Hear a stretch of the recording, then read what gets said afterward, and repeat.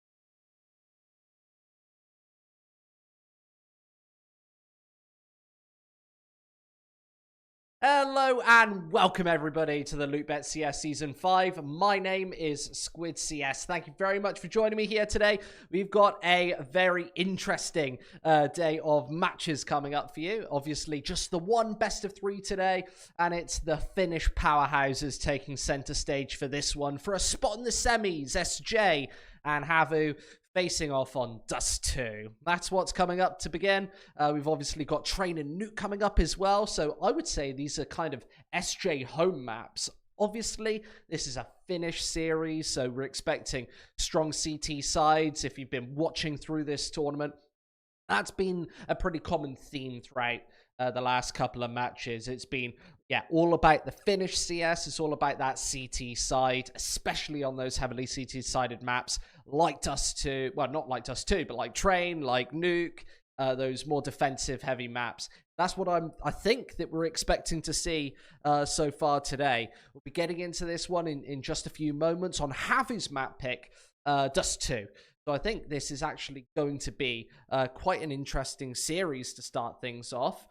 We've got a really interesting best of 3. Obviously, this is the first match of the playoffs. It's all best of 3s all the way through the LOOT.BET CS Season 5. No best of 1s, no best of 2s, no point systems. It was that Swiss system that brought us here, and now the upper bracket quarterfinal. With these two teams who actually scored pretty damn decently. I got to watch a lot of SJ's play. I know that other commentators got to see HAVU take center stage. I think that they're a really interesting team. Either way, I think that we'll jump into this game and actually see what we've got going on, what's actually in store with this one. We've actually got some pretty nifty statistics here. With the little laggiest backdrop in the world. I quite like this, but these are the last 3 months worth of stats for these two teams here. Obviously, HAVU actually playing quite a bit more Counter-Strike than their Finnish counterparts. That win rate as well, so high. Anything above 70% is exceptionally dominant. Remember, this is just on Dust 2, whereas you've got this SJ Gaming side. They're playing obviously with a slightly lower win rate here today. However, I'm not alone throughout this series. I'm going to be bringing you the action, of course, but I'm joined by Define for this one. How are you doing, Define? What's up, dude? It's great, man. I'm really excited for another series, another day of CS, always love to see CS, always love to see these kind of teams play, and we're seeing SJ again play, we saw them a couple days ago. So, against HAVU, two Finnish teams as well, so this is going to be really the battle of the Finnish team here, and we have a fast B push coming through here from the SJ side, and, well, they're going to get pinned in here, HAVU, so pretty much a free bomb side now coming in a 5v3, and SJ, but looking at the map beforehand, I think HAVU was the big favorites, looking at the statistics. So, it's going to be interesting to see how SJ can have to unfold the Dust 2 match here, because HAVU definitely going to try to get the grip here, but we're going to try to see the 3-man player from Tunnel, but yeah, SJ Gaming, they have it in lockdown. They know that everyone is here now, so this is a run for SJ for sure. Yeah, as soon as you take that B bomb site, it's always so difficult to dig your way back on as a CT side, especially when you've either not got that kit or it's so far away. This time it was on Saw, and it was a little too far dispatched away from that bomb site. SJ, as soon as you find those initial entries, you're pretty much not letting go of that one, and that's pretty much what we saw from SJ Gaming right there. A straight rush onto the B bomb site, a nice simple pistol round. A lot of the time we've been seeing these CT sides actually stack the B bomb site, play a couple of extra players, so you've got that additional manpower. You're able to have a bit of stopping force for this push to come through. We actually saw SJ Gaming cause a bit of an upset, a stir on Dust 2 in their previous match. I can't actually remember who it was against, so I'm gonna have a look over at the stats. It was, I think it was, Unique, or maybe it was. Was it Hellraiser? And it was Secret, I think, because they won 60-40 against Secret in the 1-2 match. And then they won Nuke after. They made 2-0 against a Secret. So that is the game. Yeah, these were ages ago. Yeah, no. They've beaten. Yeah, you're right. They've beaten Secret, Unique, but they've already been handed a 0-2 loss against HAVU so far this tournament. Yeah, so beating Secret like that is definitely an upset on Dust 2. So let's see if they can repeat that performance here against HAVU. So maybe they be, widening their map pool a bit here, SJ Gaming. Maybe Dust 2 is one of the maps now starting to feel more comfortable on. And we'll have a little bit of problem maybe handling that. But we can see now 4 players making their way towards long, and one guy's going to go short. And this is a force buy for the HAVU side. So they're going to try to win this round, but Arvid is holding short. Nice kill in the first one. Can't get the second. And once again, the side has been taken by SJ here. So HAVU, either gonna have to go for the save here or try to go for a couple of XD kills because they're not going to be winning the round. And, the A side is much easier to retake, but on a force buy, it's not easy at all. So I'm going to have to give up this round again. And SJ, well, 2-0, saving a UMP, a shotgun, Mac 10. Because they're going to try to take this into the next round and see what they can do there, because they're not going to have anything on the third either. This is obviously about doing that initial damage early. SJ Gaming, they've been pretty consistent at that. Of course, you're only talking about the first 2 rounds here. HAVU, they've saved with 3 players in both of these rounds now. So not trying to play too aggressive, obviously. That gives you a little bit of extra bang for your buck as you go into round number 3. You're actually going to have something in your back pocket. Zari's carrying through this Nova. Hoodie's got the UMP. And Saw's got a little bit of extra money as well. So he's got both the Mac 10 and the C75. So he can drop that one over to Slowy. Everybody can actually have something to pick up and buy with here and play with here in the third round.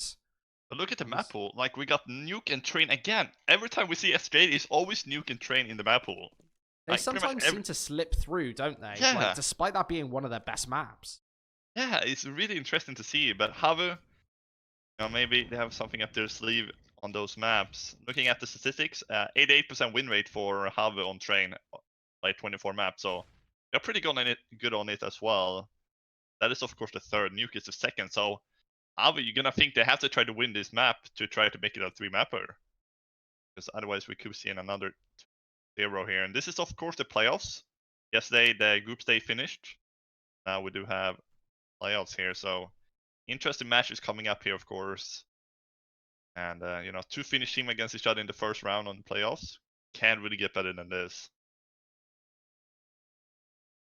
Of this setup, and that flashbang completely whiffs Arvid, who's trailing in and only finds one before his demise. Saw's able to find him. However, it's all a ruse. The real push towards the other side of this map, over on long. There are a pincer pair of players over on short.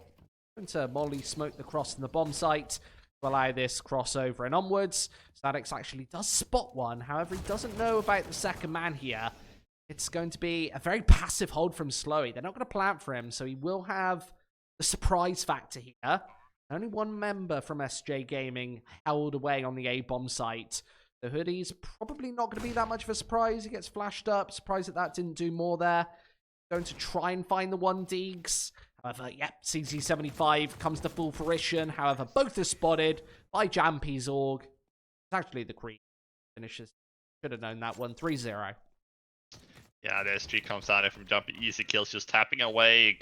Weapon is very, very good with tapping. Spraying. You could get a little bit problem with that spray pattern if you don't know it, but tapping works just amazingly there. So a 3-0 now, gun run out here for HAVU. We're gonna see an AWP coming out from Sor, and the rest will be rocking those M4s.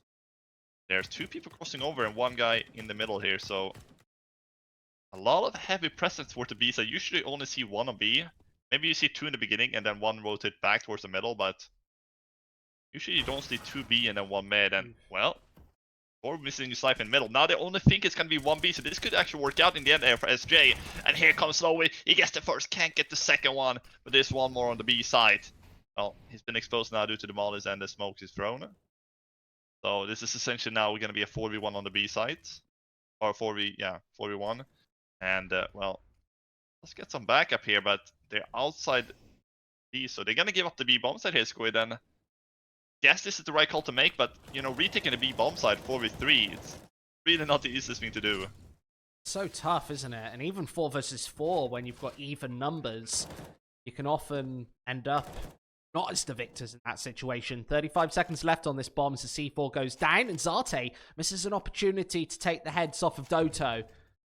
They'll probably be saving the rifles at this point, just backtracking away from this bomb site. HAVU, 3 of the last 4 rounds, they've tried to survive with 3 players. This one seems to be successful as well. It's allowing SJ Gaming a lot of manpower. They're saving either 3 or 4 players of their own into a lot of these situations. And it means that they will now start building that bank up. Jumpy and Khan, before the win bonus comes in, already have almost $6,000. Going to be back-to-back-to-back buys from SJ Gaming. Their money's really not going to be crippled whatsoever, even by a round loss here. They only have to invest 1 rifle. 0 up right now, so they're going to be feeling confident about this one.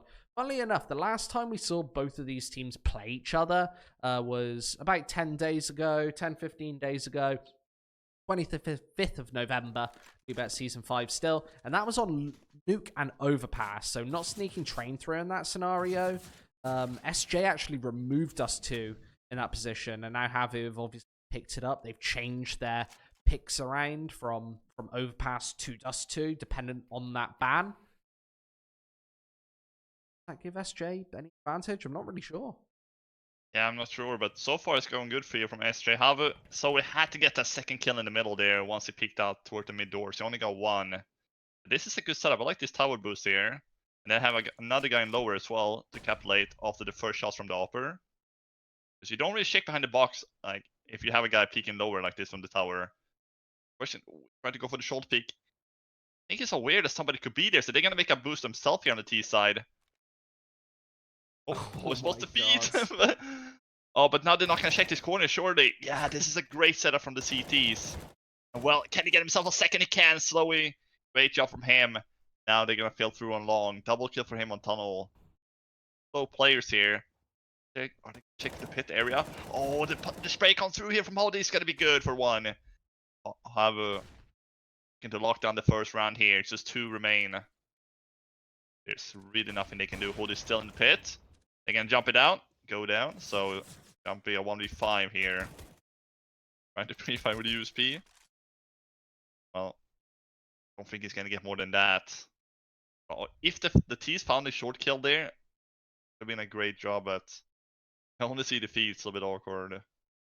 15 seconds. Want to try to save the op here, but they know he's here, so they could just run him after the time, really. And yeah, they're now boxing him in. He sat here behind blue. There's nothing really he can do. He's obviously got this AWP in hand, so he's going to have to find a lot of shots. They actually think he's tucked away inside, and he will survive, so that AWP will be carried through from SJ Gaming. They can use that to good effect through middle, wherever they pick. Right. Start of this map. Of course, this map was HAVU's pick. That was a masterstroke towards lower tons. I really do.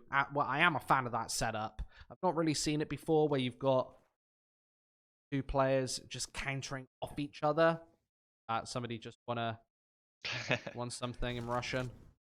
Good stuff. Yeah, I haven't really seen it as well. Like the setup there, the double short, peeking towards lower, and then have a guy behind the box. So definitely, taking all the aggression away. And once again, we got Soar. Not Soar though. With the AWP taking out Sorte. Filter is not 20, but entry is an entry. And all this gonna go behind the door. Push anybody out there, but wasn't really peeking. So if somebody was there, he would have made his escape. But the T's. So last round was pretty good for HAVU. This round starting off just like the last round. Entry kill early. They actually had 3 players towards the B side. Look at this squid. Have a guy, the guy holding, holding from the double doors on B to mid. So they're very passive here on the side, and long as well. You can see towards the car there. So now we have a setup here with this with the cross smoke and flashes. They can actually get towards A bomb site. Yeah, it means that the rotate is so far away.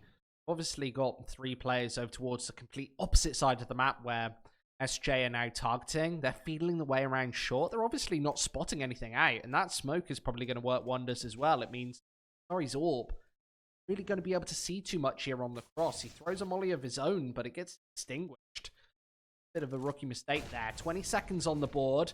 It's all down to how many shots he can find. There's the first, but he's got way more targets to clatter on with, and there's the second as well. Khan drops. Zori's going to do everything, and that pretty much shuts down the 6th round. It's Jumpy versus 5 once again, and SJ, they get shut down as soon as they get started.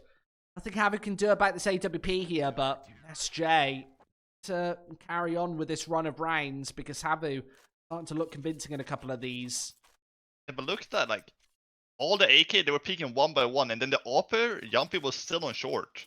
Like, he didn't do anything to try to kill the guy long. He was just standing short with the op, and you can see this AK, so just peeking one by one, boom, first, and then the second guy is gonna peek here as well. Like, there's no coordination there from SJ. The upper, he probably should try to go third or fourth, or just try to get the trade there after he killed the first. Otherwise, you will never kill that guy, because he's just gonna have the peek while they're crossing, so a little bit weird there coming out from SJ. Jumpy has to try to help his teammates. That's going to be a second in a row and a convincing run as well, doing so. Going into the 7th round. Not going to be a buy this time. They're only going to have that one op saved. See what they can do with that one. Jumpy going to have to try to be mobile with that. Try to get one somewhere on the map. Switch his position, try to get a second. He actually tags Dotto. But That's always dangerous. Going for that mid cross, get completely caught hard. You take a little bit of damage, down to half HP. SJ, this scenario, it's just pistols apart from Jampy's AWP, but we've seen this in so many different scenarios where Jampy's always had this AWP. He's been able to save it for the last 3 rounds now, so he will have a fair bit of cash. He's a player on his side, so even if he dies, I think he'll still have enough for an AWP. He does die, so that's the only rifle drop. They will be able to retrieve it. Okay, they've kind of got to play around this AWP. yeah. Oh, he does have a lot of information. Saw one guy going short, and he kills another one trying to cross towards short. So this op is really not going to get anything done. No picks or anything. Saw with a flank. This is a big flank. He goes for the lineup. He gets both. Now it's just the opper once again. Last remain, and he misses the shot. Trying to readdress again, but there's 2 misses, and they're going for the knife kill. 1500 extra, just like that. He's rich.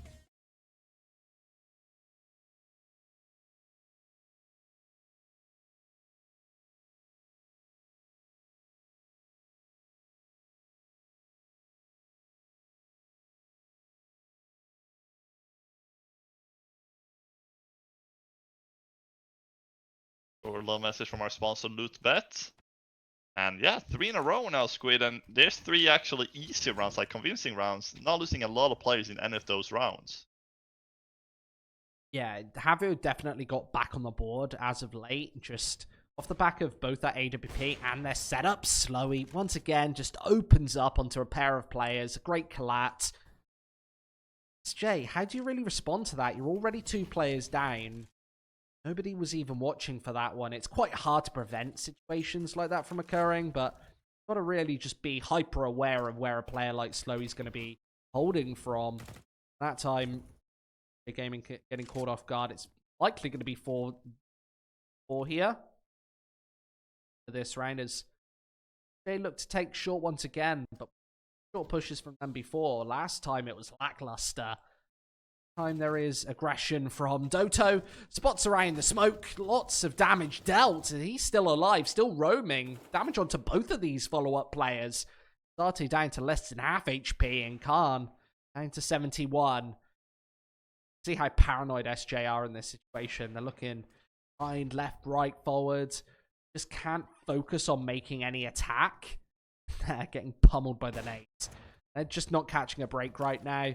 Their only real opportunity in this one was probably to charge Zori and maybe take that AWP and do something to effect.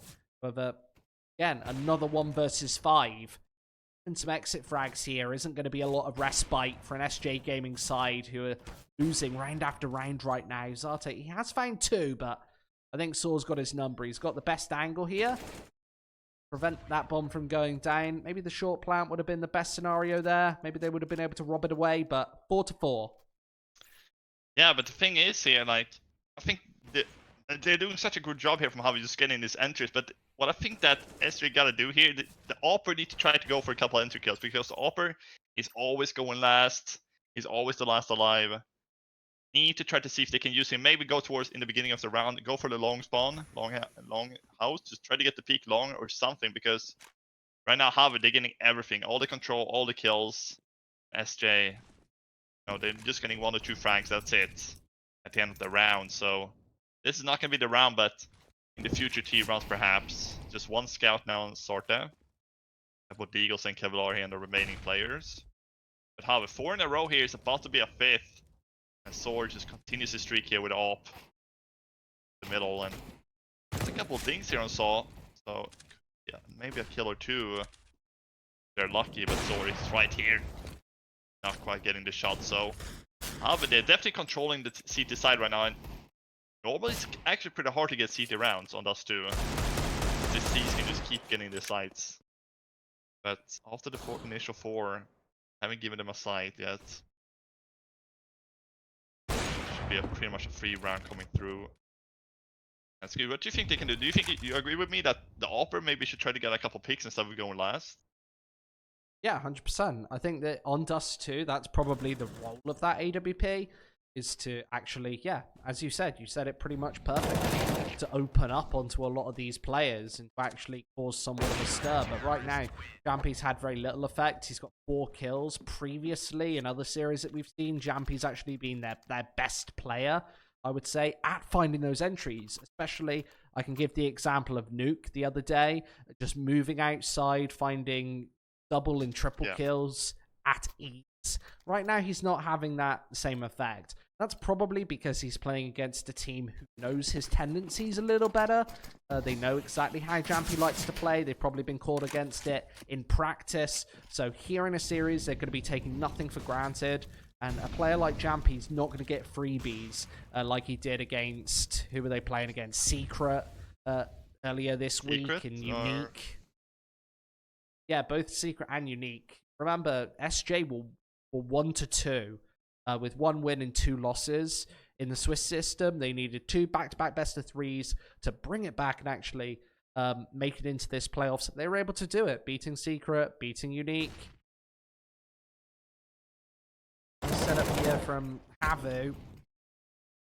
Obviously able to find the first, and the smokes are placed. A stalemate with SJ a man down. Yeah, again, SJ not any trades, no trades coming through, and they're just gonna have to keep playing on the man down. All the coming down in the corner. Flash falling through, is he gonna reach him? Actually, no, it's short. Not gonna go all the way into the corner, and Soar keep holding short. Yeah, I'm sure he's gonna get a couple of frags here. And once again, more players going down long, jumping, finally getting another kill here, but it's still 4v3 here from HAVU. And Soar, he has the control, and Dot is in the city spawn. Also gets the first. Jumpy and Sorter remains. Well, second, this is what is good, but Soar, it's right here, he doesn't see him going through. Sorter goes down, but Jumpy, he continues, but he has to ace this. 20 seconds and the flash is just perfect from Slowy, so a triple for Jumpy. In the end, his teammate doesn't get a single frag there. Sorte didn't expect the guy to be on ramp. And Jumpy just joined the party a little bit too late on long there to catch him off. 6 run in a row now for HAVU, and down to pistols they go, SJ. That's, you know, the display we like to see from Jumpy. Getting a couple frags there, but in the end, his teammates couldn't get anything done. Yeah, it's been a little bit hit and miss from the SJ side. That time, obviously, able to open up ever so slightly, but yeah, not able to pull the trigger, not able to finish off the job. Straight down towards mid, Slowy gets forced back, funneled away, Molotov down. He's able to take a bit of control, but smoked off guard. And now HAVU actually watching from left, right, and center. Sorry, tagged. There is a second holding it down. It's Doto with a almost triplet of frags. Deagle to finish, and Jampy might be next in line. Doto a combination, and Jampy finally gets found. It's 7-4. Is HAVU. They're looking very dominating right now. Remember, SJ, I think they were 4-0 up at the start, and as of then, it's been the HAVU show.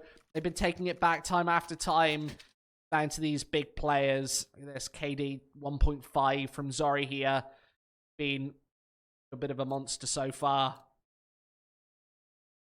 Yeah, they need him to calm down a little bit on the side of HAVU here. SJ want to try to grab a couple runs, but yeah, you're right. 7 in a row here for HAVU. This is ridiculous. This is what I like to see. Try to go with the enter with the AWP. They have a double AWP this time. So a little bit of a one-way smoke coming through there. I'd like to see that. Sorte, he's going for the aggression with a second AWP.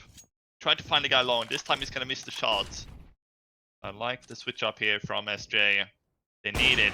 Slowly, oh, he gets the shot on Sandix, and again, slowly he gets the kill, and he just falls back. He's not trying to go for a second one or a third. I love this play coming out here from HAVU. Does make it out of the mid doors, and HAVU, this is once again great flashes all around the table, around the CT side, and look at this push here, Squid. Like they're pushing everything. Dotto is in tunnel there as well. Been spotted, but it's probably 2 in the end of the day, and well, just managed to find one, but it's not going to take slow with the B here. So the kills just keep raining in here for HAVU with the aggression they do. They're pushing tunnel, they're pushing mid, they're pushing short. SG Gaming, they have no chance to breathe at all these kind of rounds. Nothing's being caught off guard as well. SJ, even when they're holding their default, aren't actually finding HAVU players at these pushes. Jampy, lucky to have a smoke in this situation. He can go over this crossover, but he's being watched and waited for, sorry. He was actually looking towards the gap, so intelligent stuff for Jampy to swing on through and find the first. An opportunity now for SJ to get back on the board, and remember, it's all about the CT side for them as well, as he sits within the flames, takes over 60 damage, and he spots them both moving from the same angle. Saul's going to find him. Another round on the board for HAVU. That's 8 in a row right now. Jumpy could have definitely got in that clutch, but it was so low HP as well, and he did know he was jumping on CT, but he couldn't be fast enough with the shots. Bomb plan went down, so they're gonna have another buy at it. Aren't probably gonna drop an AWP over to Jumpy as well. And HAVU, this is after the 4-0 for myself. I was like, okay, SJ, they're probably gonna have a good T side, but HAVU is just saying no. They learn from the mistakes in the initial rounds, starting to read the play, and they're not doing any mistakes at all. I think they want to try to avoid middle because they've been dying middle a lot by slowing off. Like round off the round. Spray coming through. It's a double play here on long. Let's see if SJ can punish them for it. And Jester can start the final with an entry kill in the way of SJ. This has to be the round. Just gonna go through the smoke here, and Saul almost gonna have a double kill there. So missed shot, going for the flash. He goes for the second peek here. He's a madman. He just keeps on peeking. And Soar on the side with the AWP as well. They're pretty locked out here. The AWPs can just keep on giving these kills, and yes, this could be real bad for the CT side. But look at Slowy. What is he doing? This is not a pug map. And now, well, Glock tried to come through. What is happening here in this game? Yeah, SJ seem to be all out of steam right now. Just to allow Slowy to even think of doing this is disgusting. And by the way, SJ in that situation, they're stuck in the choke point. Over on long, that is exactly where you don't want to be sat. You need to be making ground, moving forward. The smokes are already placed, and they're dissipating every second as we speak. Slowy, he had the chance to take about 9 shots there. And then the second we up Slowy, he had a chance to take about 7. So you can't be allowing the AWPs to rattle off almost 20 shots between them. That round should have been over yonks ago. And HAVU gave SJ, of course, a lot of chances by missing so many shots. But once again, aggression coming through. Soars again down into lower tons. That flash should be a bit of a giveaway, but Sadix isn't responding. About to get flanked. No way that he's going to survive this one. Actually does respond at the last millisecond. But now HAVU, again, they've got the AWPs posted on this A-bomb site. This time SJ responding with a bit of speed. They do find the AWP, but can't find the frag. Zori strikes inside. And is able to find one, but the teams are actually finding these frags. This time it's Hoodie to swing through the smoke. And he's still not been found. He's doing even more damage, and there's nothing SJ can do about it. Con falls, and it's a 10th round for HAVU. What is going on? It just sprays with the P90, but the guy on car, the CT, he still doesn't hear this. The 2 people shooting at him in the back, but they're all missing the shots. They can't kill him. And HAVU 10 in a row. They're about to get a flawless run off the lose in the initial 4 rounds. I cannot believe this. It's going to be a close buy, as you can see from SJ in the final round here in the half. Got the P90s again coming out. Got the Scouts and the 2 AKs. And this is not what SJ predicted after the initial 4-0 start. HAVU. They're just on another tier, another level at this point. Volley coming through is gonna push out Sadix. Again, an entry kill here for the CTs. Even then, actually, hold the phone for a second because the entry's over to the B side. Now it's a 4v4 retake for the CTs. Or are they gonna try to get it back? They will try to do so. Dotto with it first. Misses the shot with the off. Misses the second shot here. Or with the scout rather from Jumpy. And now Dotto somehow he's still alive. How? And he gets taken out, but he found 2v2 now. Scout picks up the M4. Pop flash out. Well, not predicting the right angle, so maybe SJ can finally get a 5th run here, Squid. Need to take down Hoodie in the 1 versus. He needs to reload on this bomb site, and he will be able to have the jump this plant. And he knows now where both players are holding from. He's giving away the information, but Zate swings right on top, secures the 5th on the board. Not a good half from SJ right there. That was just not good enough. After taking an initial 4, side of Dust 2, you'd expect a little more. Expect this to be at least a little bit closer. Remember, it's all about that SJ CT side when we're talking about them, but on Dust 2, finding lockdown CT sides is so difficult. Yeah, CT side is not the easiest to win the round. Well, not if you're HAVU though. You can just win 10 rounds like that, or 10 in a row, no problem. But you cannot say that Esther did not play the best on the T side, but HAVU did play really good. They had good setups, they good executes, like they had good play together, to push together, like really good timing and all that sort of stuff. So they had a really great CT side. So the question is, can they repeat that on the T side, or can SJ do the same what HAVU did, try to make this competitive half, because they have to win the pistol run, I would say, here from SJ. Otherwise HAVU probably gonna run away with this map, and we're gonna go to nuke.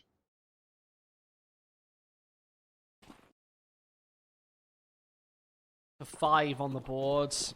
It is going to be the run and gun into the B bomb site, but SJ, they're ready for it. They've got 3 on the frontier, and Sadix is going to be the first man to try and take the damage. He's fully flashed, and he's getting sprayed away. Hoodie and Saw doing the damage, but the retaliation's already here. Cavalry, it's Arvid. He needs to catch them on the cross, and he absolutely doesn't. Zori, a doublet of frags, and Zati might be next in line. Tries to swing on through. Zori finds him too. It's 11-5 right now in HAVU. It doesn't seem like anything's going to stop them. Yeah, they just pushing through on the B side. They killed the guy Car. The guy Car died first, or he was behind Car into the corner there, and there was a guy shooting right in front of them. 2 people, and they were just ignoring them to kill the guy Car. He has to be so frustrated now with the guy. How do I die first when you guys are shooting at him?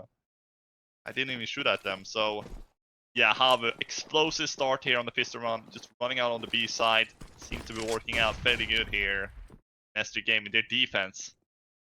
The gap on the right side had 3 players there with a quick rotation as well on the 4th, and it just wasn't possible. And now, well, they're gonna have to bite the apple, because right now they're gonna have to try to win the 4th by round, and first guy will be there. Jumping gets another one, so maybe a possibility for a chance here. But they try to rip them just apart here. But look at the HP. This is not over yet. Bomb is still not down yet, and the scouts just keep getting the tags. 2 players down to 20 HP, 1 down to 70. Couple scout tags here, and it'll be our 6th round from SJ. Tough for them to get back into the bomb site, especially with Saw doing the preliminary damage. Looks like these fair players wants to back away. Sadic's actually very close to hitting that shot. Khan is moving through the smoke. He knows that there's the flank coming through, so not really a lot that he can do. Saw catch another from behind. That Sadic's gone. Fray. Khan. 3 down, so nice convincing round by HAVU once again. Another triple kill, this time from Saw, who was just lurking around on the flank. Zori's again been a monster, but this time it also with the entries. Last time it was all around, just closing the round down, obviously finding a couple of early frags. But remember, in the last 13 rounds, SJ, they've only found 1. 4 of their 5 were in the first 4 of the game. It's just not good enough right now, and it's likely going to be even worse batting average, considering they're not going to have a bye here into the 18th. It's just pistols. Add insult to injury. They've selected the wrong bomb site. They've gone 5 towards B, whereas HAVU, they've sent every horse and man towards A. Bomb will very easily go down. This is not the Dust 2 we saw against Team Secret a couple days ago. HAVU just use battering SG Gaming's defense and attack every single round here in this match so far.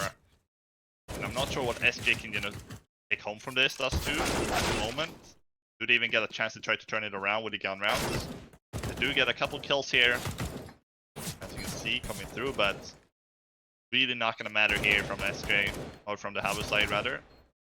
And the Galil, well, cheaper, and it's been much better. More people starting to use the Galil than FAMAS, I'm seeing. And, you know, good viable option when it's so cheap. That Galil especially, it's only $1,800 compared to the $2,050 FAMAS costs, and it's way better. That Galil, actually, the punching power is really effective. You can see how accurate it is, even from this range. Never see a Galil hitting headshots like that 2 months ago. But Hoodie, a big quad kill there. Able to shut down just the pistols. We'll gain a little bit of extra kill bonus. Remember, it's $300 in your pocket every time you're finding a frag with that one. Doesn't go unnoticed. 13-5 right now. Double up setup for SJ. This is the turnaround that they really need. RT and Jampy going to be on those ones, but as we can see, not a lot of utility here for the SJ side. They've got a little bit. It's not going to last until the latter moments of this round, and especially not in a retake scenario. They need to find the frag. Zarvid up first, but Zori's able to retaliate and retort. Sadix drops there, and the flashes are going to temporarily slow the HAVU side, but not for long. Arvid's still got the angle cut down, but looking for anyone else, I think he can be spotted from this angle. HAVU seem hyper aware that somebody might be close to this smoke. Exceptionally close. Now, the Molotovs through aren't going to be able to do anything. He's going to try and worm his way around, but he gets found in the face. Slowly trying to do additional damage to this SJ defense. And Zarte, this is pretty much the worst angle for an AWP. And you can see Hoodie knows it. He wants to instantly go for the spray away. Yeah, that's really not the best angle. We kept saying it before in the earlier days, you know, a couple of days ago in the Team Secret match. That angle is so hard to hit. You only see the top of the head, and the TEC see so much of you. So hard to hit those kind of shots, and I think they're going to have to try to save this SJ. The two ops and M4, they can't just throw this one away. It's going to be a 14 for HAVU. Sorted. The question is, can he save the op here? The two players just around the corner. They're just jiggling him. They're just baiting him. Jumping gets the first. Spray down, not really going to connect for Slowy. And finally, he does pull out the USP, but how many will be saved here from the CTs? And at this point, I don't even think that it matters if they're saving, because the rounds, they're so far apart. HAVU, we just need 2 more to complete the first map here. And they're just looking so good today here. There's nothing else you can do. Not even jumping, you know. Can't carry the entire team to victory. Jampy was a bit dormant earlier on in the series. We said that he had, I think, 4 kills. Quite a late stage of that first half. Now, he's obviously found a couple more, but his team hasn't really stepped up. You can see the odds are kind of reflecting that. HAVU have... This has been a beatdown here on the first map. Remember, it is HAVU's map pick. So we do have Nuke and Train, which are famously better SJ picks. However, SJ picked Nuke and Train last time, and HAVU were able to beast them on those as well. It's overpass Nuke Train. HAVU looked, if they had played all 3 of those maps, HAVU would have probably won all 3 of them. They did win 2-0 in the series. Now HAVU trying to go for one of the final pushes that we might see here in this initial map. It might be an early night for me to find. I'm going to this manner. 45 right now. HAVU seems to have slowed the pace down. They're just holding away, hoping that SJL makes some sort of mistake. And obviously, Statix almost has. He's got a P90, wanting to get aggressive, and he also gets caught out early towards the long area. So that's 16 HP. That pretty much circumnavigates the benefit of having a P90, rattling off loads of bullets. If you're going to get shot once and drop down dead, I have real issues there. But to know, he needs a flash here. There it goes. They'll actually catch out both players. Doto, he's right behind, and he's able to strike back with two likewise. SJ fall again, and what seemed like a perfect setup is now fallen to pieces. SJ now need to wrap their way back in, and there's no saving this time. There's no point. They'll have max loss bonus. Although they've got the AWP and co. It's a 3 versus 3. This is their best chance of taking a round so far. That seems like a real issue. Doto, he's good for 3. He's pretty much single-handedly shut down this 20th round. And now Jampy, that superstar that we were talking about earlier. We've been talking about him all week. He has to have his best round of the tournament. Khan does slip in inwards above. Gets instantly found. Jampy probably next in line. Yeah, he's in the firing line. Saw finds him 15-5. Yeah, it's just SG game, and there's just really nothing they can do. Even though he got this push here on short, you can see RVT punch. Oh, this is great. I didn't even see the guy, Dotto, being right there. I thought it was only those 2 players. But Dotto, then he replies back with 2 quick ones. And then he just keeps on killing them, and SG Gaming, they have no juice left. The juice has ran out of the, container, and now, well, it's all over at this point on Dust 2, I will feel like. It's 10 map points for HAVU. You can see the Mag 7. We see, the scouts, the FAMAS. Desperate last round, perhaps by coming through. Before HAVU completes the first map here. It's also cross, though. Gonna be hard to hit those kind of shots, but I think this may be the final round of the map 1. Just 10 rounds in a row for SJ. Even if they may win this one and a couple more, I just don't see them coming back. I don't think anybody else does either. So just end the suffering right here, and well, Orvis gonna get caught off guard again. So made this down. Now they're split out. You can see SJ got 2 players on the B site. Start on this awkward ramp again, and then we have a guy long. So yeah, this is pretty much gonna be goodbye. Let's see if you can find a couple ones at least. Sadix. He has a Mag 7, so you're gonna have to try to get close here, but this is a really good weapon for this position. But it misses the first shot, misses the second as well. And this could be a good night. Sarte next in line. 2 remain, Jumpy and Karn. Try to save another round here, but at this point it's all over. We're going to nuke HAVU. I'm not sure what's gonna stop them today. It continues like this. This is so tough, isn't it? Khan, he gets found as well. 16-5 here for a HAVU side who seem very alive in this series. SJ, not so much. You see a couple of the... I really still like that. I think that still has novel or little achievements that they give out at the end of the game.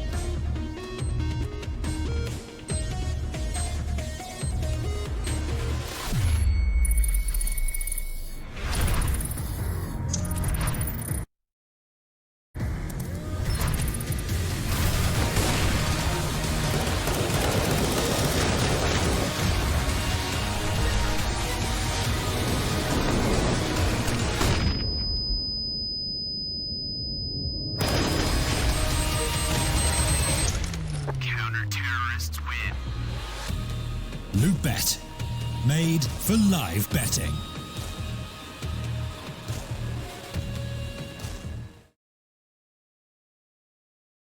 So a really solid map coming out. Not a series just yet. Of course, we've got Nuke coming up right after a very short break, but obviously just such a one-sided performance right there for HAVU. The SJ Gaming side didn't really seem to get anything rolling so far, and it seemed to be a real tough map for them. 16-5 never feels good, especially when it's the first map of the series as well. Really can stunt your confidence, but no need to fear. Nuke is here. That's the second map coming up, and it is SJ's pick. They did lose it last time against HAVU, but they've decided to double dip and go for it for a second time here in the LOOT.BET CS Season 5. Otherwise, they're going straight down to the lower bracket, and 2 of their 4 losses would have been handed to them by HAVU. So that's obviously a bit of a painful way to go out of the tournament, if you like that. However, for HAVU, it's all about that cash. They'll be in the money if they can take just one more map here And obviously, they'll get through to that upper bracket semi-final. So we're going to go to a very short break, but don't go very far because we'll be right back after this.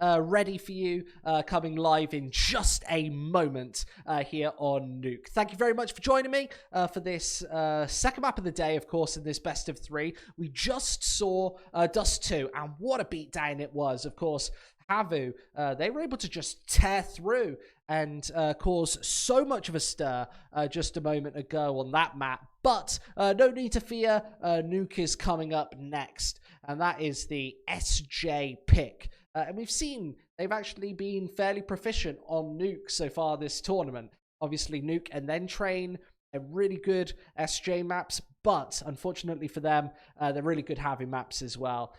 They are pretty much flawless when it comes down to it on both Train and Nuke. So much so that last time these two teams played, HAVU were actually able to beat out SJ on Nuke. So we'll be going live into this map right here, right now. I think that this is going to be actually a very interesting matchup. We haven't even got into the knife round yet, so we've got a lot of action to come. But yes, I'm joined by Define for this series, for this map. How you doing, bro? I'm doing good as usual. Excited for Nuke, my favorite map, you know. Always love to see some Nuke. You know, well, looking at the map beforehand, I don't know if you talked about it, but both teams have pretty much like even win percent rate on Nuke. Us. So it's gonna be very interesting to see here. SG Gaming had a terrible Dust 2 match, so they gotta have to avenge themselves here. Coming over to Nuke, you know, they got 62% win rate over 24 maps. Now we got 65 over 31. So almost the same there, but HAVU's form in today looking much better. So you know, I wouldn't be surprised if we see a 2-0 here. Yeah, it is shaping out to be somewhat of a 2-0 here. Obviously, they've had quite a bit of success recently, I would say, this HAVU squad. They've pretty much beat out a lot of the pack. Had some good tournaments, some shakier tournaments. Obviously, the WESG qualifiers, they pretty much went out in back-to-back best of 3s. Whereas other tournaments, they've pretty much just blasted through, like ESE, EA MDL. They were able to take first place in Teller Esports Series as well.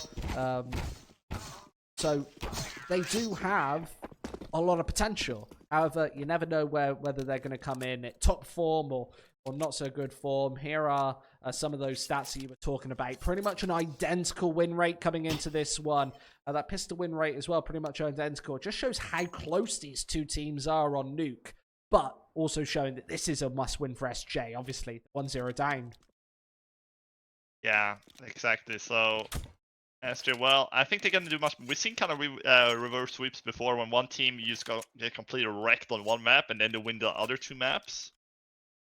So we could be seeing something similar here, because I still think I'm gonna edge SJ a little bit here on Nuke due to this is just being a great map for them, like what I've seen when I watched them play. So yeah, and they're gonna be starting off on the CT side as well, SJ. So they got the better side, you know. Really shouldn't be a 16, you know, 16-4, 16-5 match here again on Nuke. But let's see, HAVU. Well, they're gonna have 2 utility players, Saw and Slowy, and they're actually gonna flash through over towards the A side, and it's already down vent here. So there's not a single play from SJ on the A side, and they're just gonna have free access to the B bomb site. This is such a floppy defense so far, isn't it? SJ, they've had nobody covering anything right there, and it means that HAVU, without anybody going down, they were able to take that lower bomb site, Saw even finding 2 outside, and now, although ramp has been taken by a trio of SJ members, they need to stretch inside with these USPSs and find assertive headshots. Arvid, only good for 1. Jampy drops, Zate loses his life as well, an ace is needed, and he has got the kit in hand, but Arvid, although a flashy swing does come to fruition, it is 1-0 HAVU. Was that a one-way smoking window? Because the CT didn't even have an idea he was getting shot from the window. It actually did look like it, didn't it? I'd love to see. I don't know if he was just put it down like randomly and he just failed. And sometimes, you know, you see this push down the smoke and it's a one-way for the T side. But that was a great, you know, little angle from the T's and HAVU. Yeah, you can see they smoked off main, and there was 2 people in main just behind the smoke. They couldn't do nothing to protect, you know, going down vent there, and HAVU fairly easily winning that pistol round with Saw double outside kill as well. SG Gaming, you You know, cannot go down early on here, especially on, you know, nuke CT side. You gotta get things rolling. Well, this is the second round, 4-5 coming out here from SJ. And look at the damage that's being dealt on Hooded and Soar. Still, actually gets the wallbang there, sort of. I haven't really seen anybody wallbang that before. No, it's a bit of an awkward position, isn't it? Because you wouldn't be expecting any wallbangs there. Photo does go down before he can actually swing back round and save his life. They're up against 4 here, so this is really just SJ setting up for exits. It will be 2-0 HAVU, and very similar to the start that we saw against SJ last series. I definitely favour HAVU here, both in this map as well, just due to having such a good assertive T side last time they played against SJ. Usually SJ, they're able to get like 10, 11, 12 plus rounds on the CT side. They're always getting double digits on the CT side of Nuke. Up against HAVU. HAVU were able to take 19 rounds. That was not a pretty matchup. And once again, HAVU 2-0 up right now and about to go for a bonus round. Yeah, this is really nothing to come here from SJ Gaming. So they're gonna, you know, they had a 4-0 start on Dust 2. You know, and they actually lost that pretty brutally. And now, you know, this time they're gonna go down early. So the question is this even gonna be even worse? Like, it's really hard to win that CT pistol, but the thing is, if you don't get... No, the next round is going to be where it's important for SJ. If they don't win the first gun round, things are going to look very dark here on the Arvid company side. And well, just going to see this round, as you said, nothing really to have opening up from SJ. This is going to be a pretty easy round. As you can see, kills coming in left, right, and center. There's actually a couple of frags here on the CT side, so a little bit of economy and damage. 2 frags, almost a third. But this is the round here. Let's see, are we going to see an op? What are we going to see here from SJ? Need to come out with some sort of bang for your buck investment. Jampy's got the AWP out and everything. SJ, a fairly sturdy buy in this one, whereas HAVU, they're keeping alive. UMP, Mac 10, 3 lots of AK-47s with you. So HAVU, they don't have that AWP power right. You often see either 1 or 2 AWPs, but it seems to be a fast setup once again. Open the A bomb site and a couple of Molotovs going down early. That was actually from the HAVU side. You saw those Molotovs just fly inside, just cutting off the sort of angles that SJ would be playing. Arvid, good shots, and that stunts down the first man. Yeah, Sadix is getting full flashed here. Is he gonna be able to get any help? No, not really, but Arvid, he continues his streak. 3 frags for Arvid, and he's not done yet. He's going for more, finally gets taken out, but now there are 2 people stuck in heaven. And this is gonna get outsmoked as well. They're using that little vent thing. Ooh, that's a great shot coming up from Karn. It's all left alone here against 3. He has the bomb. Okay. Did you see that? That's a little bit. That's messy stuff. Burn yourself. Give yourself a little wake-up call there. And that's a stunning shot. Spots out the second man. But there's all 3 facing him. SJ. That's why they're so good at these retakes, all playing a convincing, decisive run right there. Zati, if he had been a second later, I'm sure that Saw would have had a little bit of potential to take his face off as well. Yeah, that was a really close 1v3 clutch coming out. Very, very close there. So he gets himself a triple in the end, though. And well, with that, you know, the 2 kills he got there, that 1v3, he's going to keep the money low on the SJ side. Look at this. This is a great play here. The thing is, if Karn didn't get this kill, this could go either way, really. If he didn't get one. So, this is also some great shot we saw there. Coming out here, double. Directed with a trade there, very, very fast. So, first round here from SJ, but look at the money. It's terrible. Got an auto shotgun. The utility is not really going to be there for a lot of players. So, I was still going to put them on the edge here, going to the 5th round. Are we going to see another A push coming through down vent? Yes, there are. The auto shotgun gets the tag and he gets the kill on Slowey. I'm going to take that back. It's a good weapon. Now Karn is on the flank as well here, but he doesn't see the guy going down secret. So this is a good wrap coming out here from HAVU. And the B side, is there anybody there to see this? No. Well, actually there is. It's sort I didn't receive there. Well, it's down to 2 here for the T side. HAVU, they're so good at hitting those quick headshots. Arvid has been spotted here. Sorry, right through the smoke and trigger discipline. He's actually going to go for the knife. That's so cheeky. Doesn't exactly know where Sadix is playing from here, but he's right back up to the A-bomb site, expecting the flank to come in. Sorry, hasn't actually heard that through vents. So he will be scrambling around, getting that bomb in play. 50 seconds left. Sadix does now hold the upper hand. He's staying silent. Knows that Zori isn't actually planting on that B-bomb site. You're able to hear it from this position. Sadix, this is actually the worst situation to be holding from. If Zori, he finds him, he spots him. That levels the playing field. Flash over the top, and now Sadix doesn't have an overwhelming advantage this time. He gets sprayed away. He doesn't have the information, but both players fairly low. As Sadix, he'll try and take an upper angle. He has the high ground. And now Sadix just needs to find a pair of shots, and he does. Zori drops. That's a second on the board, but not without a bit of sweat from SJ Gaming. Yeah, he can go down real quick there in that 1v1. He got the angle, but doesn't quite hit the shots. And again, another clutch coming at him from SJ. You know, winning with one player alive again. So these rounds, they're so close. Sword getting 1500 for the knife. Very nice there. Oh, and now, well, gonna plan a B because Sadix was on the event, but he has no idea where Sadix was. So you're going for the safe choice, because if you plan a B, you know, could it be shot from window, single door, double door? There's so many angles you could get shot from. So you'd rather take the safe on the A side. Well, there's gonna be another buy here from HAVU. The money's still gonna be low here from SJ. One survivor once again. And the thing is, though, HAVU, there's only main. They're coming up vent a lot of times. So I'm not really sure what SJ can do to, you know, block that vent off. That's a really powerful position from HAVU to pull out in these kind of rounds. And they again, need to block it Nazi zombie style. Put like a wooden barrier there that you have to break down.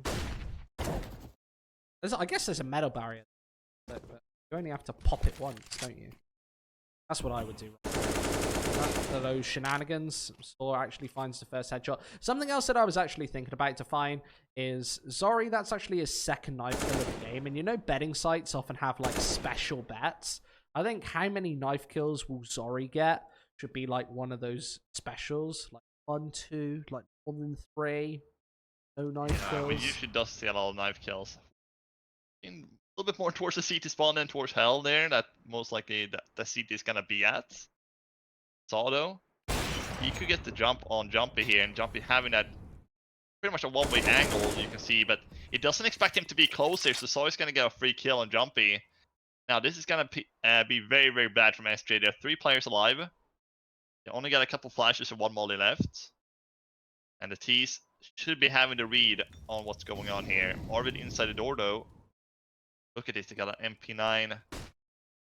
They're walking up the ladder. Is they gonna shake it? No. It's a great play to switch play, but now they know he's here. But there's a 3v3, 3v2. Now Arvid gets another one. So the CTs, they're locking things down. Arvid with another one. The SMG saving the run from SJ here, perhaps. All onto source op. Gonna have to save it. We're gonna see a much better run here from SJ. 3 alive this time. That can go real bad if Arvid went down in door. That's really tough stuff. Obviously, 3 for 3. Remember that HAVU's CT side is really good. So even if they only finish this half with 5-6 rounds, which is in itself quite a good half, I think they're going to be very comfortable on this. Remember the last time they were able to play SJ, they took 7 of the first 8 rounds. And the game was over. That was with HAVU starting on T side and having a 9-round start. Time might not be as sturdy. Holding lower, and he's going to be the man to weasel out first. Doto walks into him. There's no real resistance from HAVU here. They don't have any opportunity to just shut it down. They know that Khan is playing away in the corner, and he's able to find a double and almost trio of shots, pistols out, and he almost even finds Zori, who's now on 4 HP. Last man alive. He gets double peeked outside, and SJ Gaming again with the round. Yeah, he should have gone down there for sure.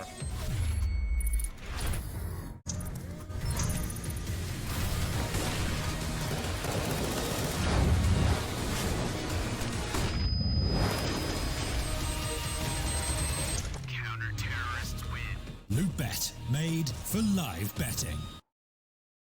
Welcome back, everybody. Short little message from our sponsor, LOOT.BET, and for sure, like, he got spotted first, but the connection, that HAVU could just not get the kill on him.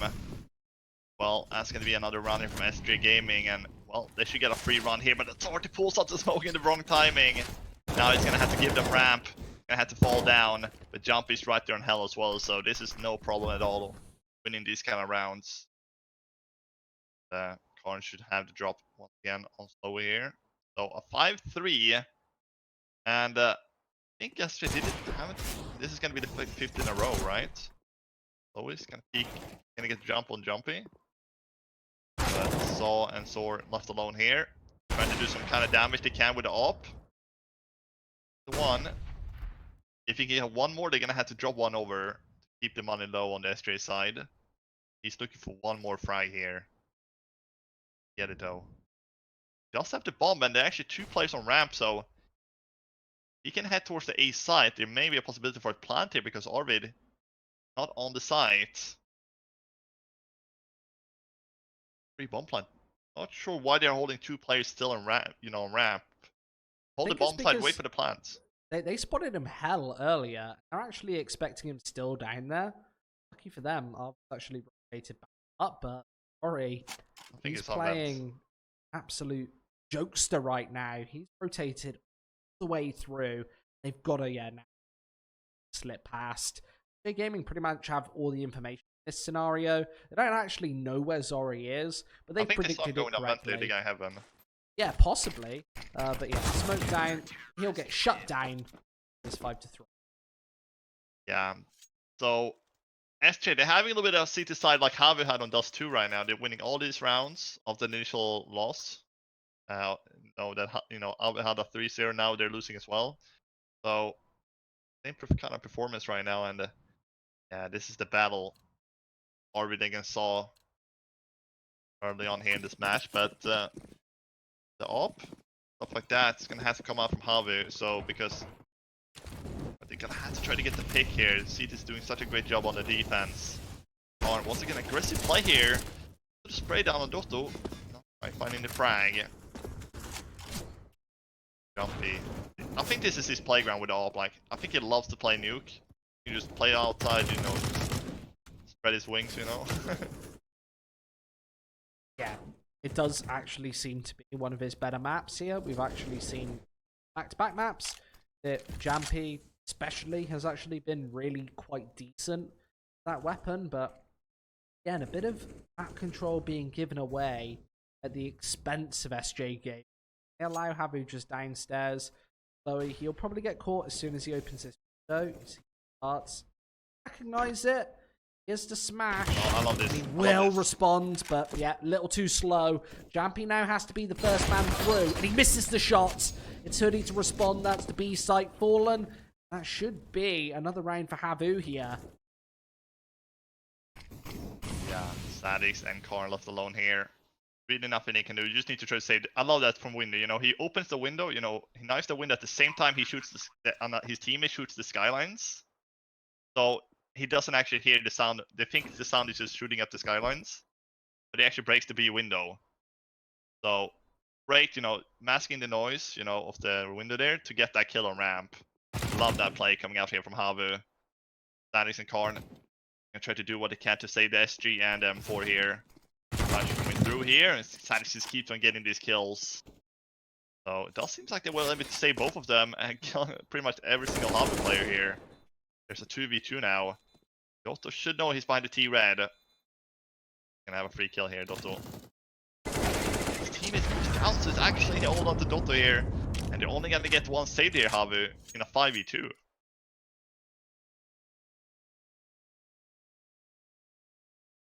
Well, they'll get the 4th round here. So HAVU, if they just keep even with SJ on the T side, they're gonna be good for this half. They're just looking to get like 6 rounds, maybe even 7, if they can pull SJ down to Nico round. So the pressure's really on the SJ side. They're only having one round ahead. And this is pretty much gonna be the final buy if they don't win it. And the T's yet to pull out an off, really. I think if I'm SJ Gaming, I pretty much want to stretch back double digits. Otherwise, if I even get 8 or 9, I'm probably not going to be feeling very confident about it. If I allow HAVU onto 5 or 6, this might be the turning point of it. A massive spray down pretty much shuts away HAVU here in this situation. He does switch out, but still finds another, and it's a complete shutdown for SJ. 6-4 here. Look at this shutdown here. The maul is perfectly timed as well, and it just nothing the T's can do. They're gonna have to go down to the eco round here, coming through slowly. Goodbye hero up, but he's of course not gonna do that. But yeah, SJ, they need to look for double digits here. They need to look for at least 10 to be alright. Even 10, as you said a couple days ago, isn't really the best either on the CT side of Nuke. Because you can have this 11-12 rounds halves on the CT side, so... But we can see the odds. They're tied here at the moment. And this is going to be another round, so 7 for SJ. Ego Cavalry here from HAVU. Try to see if they can get the ramp control perhaps. And they're coming down vent. SJ, they're gonna keep alone and get down vent time after time. Well, that's gonna be a smart choice when Guns comes out again, and ooh, Pumpy actually gets the second as well. So down to Slowly, 1v5. If you can get one at least.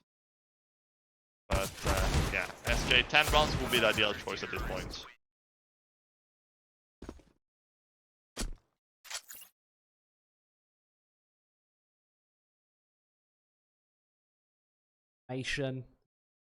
Graphic that you put up. Yeah, VP producer. It's I love it. Yeah, this does seem new. I think I've seen this like before once or twice.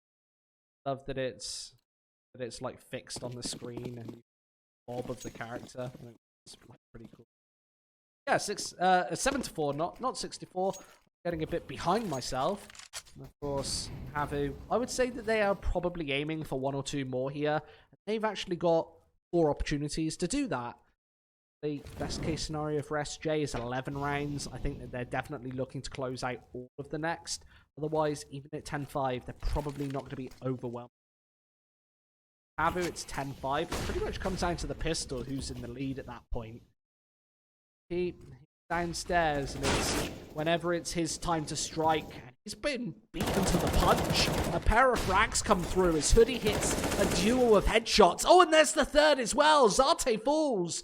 Jampy just way too slow to the assault. Sadix might be getting aggressive here, but it's too little too late, and he might even be caught off guard by Slowy and completely sniffed out. Jampy's found in the open. Now the superstar has to shine. 1 HP decides it. He'll have to fall back here. He's even been found on the flank. Slowy crouches in, breathes down his neck. It's the flash. Great headshot there. Slowy and Hoodie doing everything.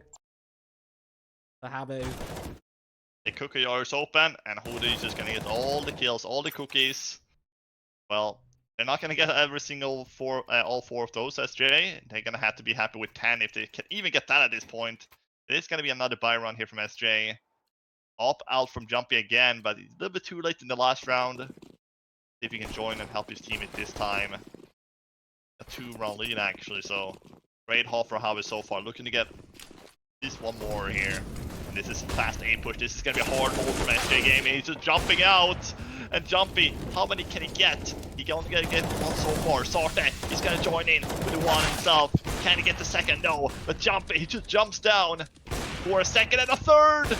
Jumpy goes after the local. And well, that's the run from SJ. Jumpy, he just goes down heaven, down towards the site. Just does what Jumpy does best. Yeah, living up to his name there. That's exactly what you have to do in those scenarios. When you're a little bit behind, just cause a bit of a stir onto that A-bomb site. Leaping and bounding his way on. Beautiful couple of pickups there. 3 fast frags. There was nothing that they could do to contain that man. It's pretty easy shutdown for him. Odds as even as they can be. I would say that HAVU are pretty firmly ahead at this point. Toto actually stood within the molly. He thought he was going to get lucky on that one and then even sprayed away. Zate. I think I've only ever seen that spray find a frag once before.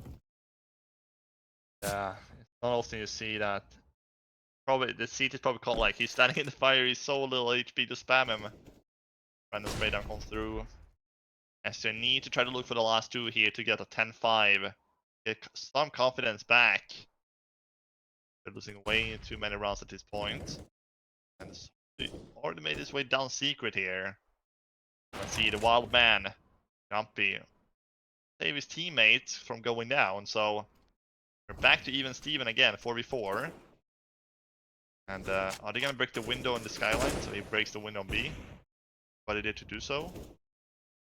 And he may get the ramp. Rotate, but Jumpy, oh, he's gonna go see him. Oh, Jumpy's so quick with these kind of shots. This is what he does best.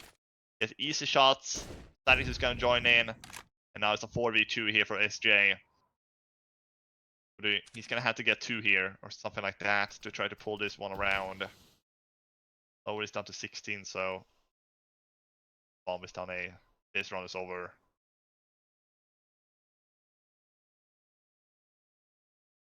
Nothing about this. Clock is just ticking and ticking away.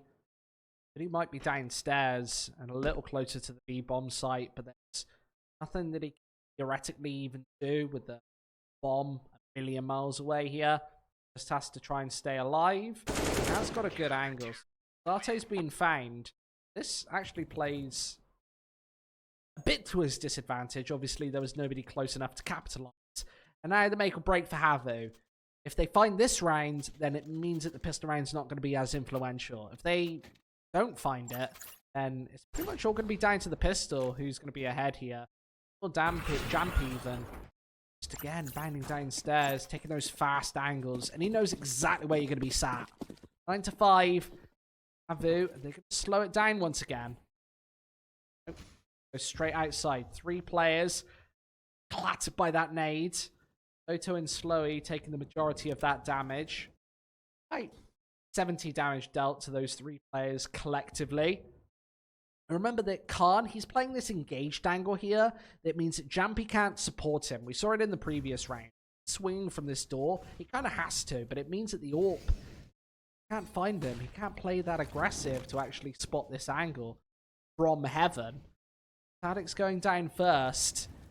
Down to SJ Gaming can pick up the pieces and bring this one back. Nice flash inwards. And Arvid, he catches the angle. Hoodie falls. The B bomb site is only being held by a single man. As soon as these doors pop open, you'll know that it is the B approach from a pair of players, but is stuck, held at the back of this B bomb site. So I don't think he's going to have much effect. That UMP really being a liability here. Does find that frag. And now Arvid's the next in line, but he's still being held up here. As Sarte, he's still downstairs and doing the majority of the damage. All the players fall. SJ will be able to survive. Find number 10 here, 10-5. Yeah, Arvid in the corner. You know, how we probably thought like, okay, there's nobody on the B side. We made a fake. You know, they didn't hear us going down secret or anything like that. They have no idea we're down here, and Always like, nope, I'm gonna be here hiding, just gonna get 2 frags of my own. As your game, they locked down the 10th run here, so the pistol's gonna have to be very important for HAVU going over to the CT side. As you said, if SJ managed to pick this pistol up, we're looking at a 12-5, 13-5, and at that point, we're having Dust 2 all over again. We're probably gonna be seeing a 3rd map then, so for HAVU to hold on to the map, well, they're gonna have to win the pistol. And they did a good job on it on the T side. You know, they got down vent, got the B bomb sites. So see if they can manage to make the hold again here on the CT side. But you know, winning the CT pistol on nuke is really, really difficult. So tough. J would be a freebie. Map number 3. HAVU here. Expect them to go for a stack somewhere. 5 rounds, that isn't a tiny amount. The odds have obviously swung towards SJ, but definitely opportunities now for HAVU to have a lockdown CT side. Seen it so many times. So falling downstairs, he's going to have his knife out. This is a fan favourite. As the nades pour on through, he's going to just try and slash them away. He's got 3 stabs. Oh, 2 stabs. He's going for even more. How long did it just take SJ to find that frag? He finds 2 knives and even the right click into Khan. That is unbelievable stuff. Hoodie, he's still down to B, but that pretty much rips up the round for SJ. Plan B comes into fruition. They want to sit on this A bomb site, and now they need to find ferocious headshots. Arvid, he's covering from behind, and Saw's able to find them first. But Arvid, he's still holding in, gets shut down by Slowy. It's only Khan left, and now he needs to clatter faces. There's 2, almost 3 as well. How is Khan still alive? He finds these shots, but it's not enough. A 6th on the board. Everybody calm down for HAVU. What just happened? What did I just witness? What the heck? He's getting 2 knife kills plus a tag on the 3rd. If he got the 3rd as well, that would have been absolutely ridiculous. Already ridiculous getting 2 knife kills in the event. They just couldn't shoot him from the ladder, you know. Right? Oh, I don't understand what happened. He got so much money. He can buy an AWP. He can buy everything. He can buy a mansion. He can do whatever he wants at this point. But that was ridiculous. I haven't seen that one before, to be honest, in my years casting. So, you know, you always learn something new, you know. Get something new every time you cast. Well, we got that now. And that is going to be, you know, a huge deal breaker for SJ, you know. A little bit, you know, fun is going to go out of their, you know, their heads because of that. But, yeah, either way, a 6 round for HAVU. And, well, it is going to be a force buy here from SJ. Didn't get the bomb down, so they're gonna get those AKs going. Got the Pro 90 as well on HAVU. Yeah, I don't think I've ever seen 3 players miss so many shots. I guess that they're trying, firstly, not to just shoot each other, and then B, obviously, as you said, you're on that ladder, so you've got huge inaccuracy, and you're trying to shoot the smallest target. You're trying to shoot the top of somebody's head. It's never pretty, but SJ obviously got the pair of AKs to try and take this inside bomb site. Rory's playing up close and personal, and he's trying to get taken down as well. The Famous can't stretch inside, and now it's all down to Doto. He's not been spotted just yet. Follow-up smoke comes in, and players are low. Playing the element of surprise is probably his best influence here, but hasn't got a lot of time on this board. Obviously, a kit in hand, and both of these players are quite low. 2s on Nuke, for easy. Isolate these players. He has to come through and check so many angles here. He instantly gets spotted out. Khan. Precise angle, and 11th on the board. HAVU, can they do? Yeah, they're winning the pistol round, the knife round. They're winning the pistol round, and then just getting completely battered on the A side. The Pro 90 not getting a single frag. He's just gonna have to spray and pray with that one. I think he's trying to control this aim with that P90. That's not how things working out here on CS. He's gonna go for the spray down, and he probably would have found a couple frags. But SJ, they're gonna steal it right back and put HAVU right back to the Deagles again. So SJ Gaming, even though they lost the pistol, this is a much better, you know, second round, and they're gonna get a lot of things going for them. HAVU, they're gonna have a tough time here on the CT side. You see a push towards lobby, so they know that lobby is clear. They know they're only gonna have to be outside and T roof. Thor went up the ladder, they probably could have catched him off guard. No, but Sart is holding, so nobody's getting catched off guard here. And SJ, they only need 5 more rounds, but the deal from Sor is actually gonna get 1, so hold the phone for a second. He picked up a Galil. This could be very interesting. Doto lying right next to the smoke. Okay, ready to strike. Not gonna strike like a Cobra. It will be jumpy. Still, the threat is not over yet. Just begun. 50 seconds remain. There's 3 guys here on the A side. Close in here. You've got to take so many of these angles, and Slowy hasn't been spotted. He strikes, and he's able to find 2 1-deeks. Khan taken down as well. This gets shut to pieces. That T-side couldn't do anything about this one, and this is what makes T-side a nuke so dangerous and deadly. Even when you've got the flanks from Khan, you've got so many angles to watch, and against a triplet of players on that A bomb site, there's no way of shutting them down. HAVU, they get up onto 7. More importantly, that's the momentum swing back in their favor. They've got more money. 2 AK-47s picked up. Another 2 of those players, they've got rifles of their own. Zori's got the MP9, but it's not too much of a heart attack.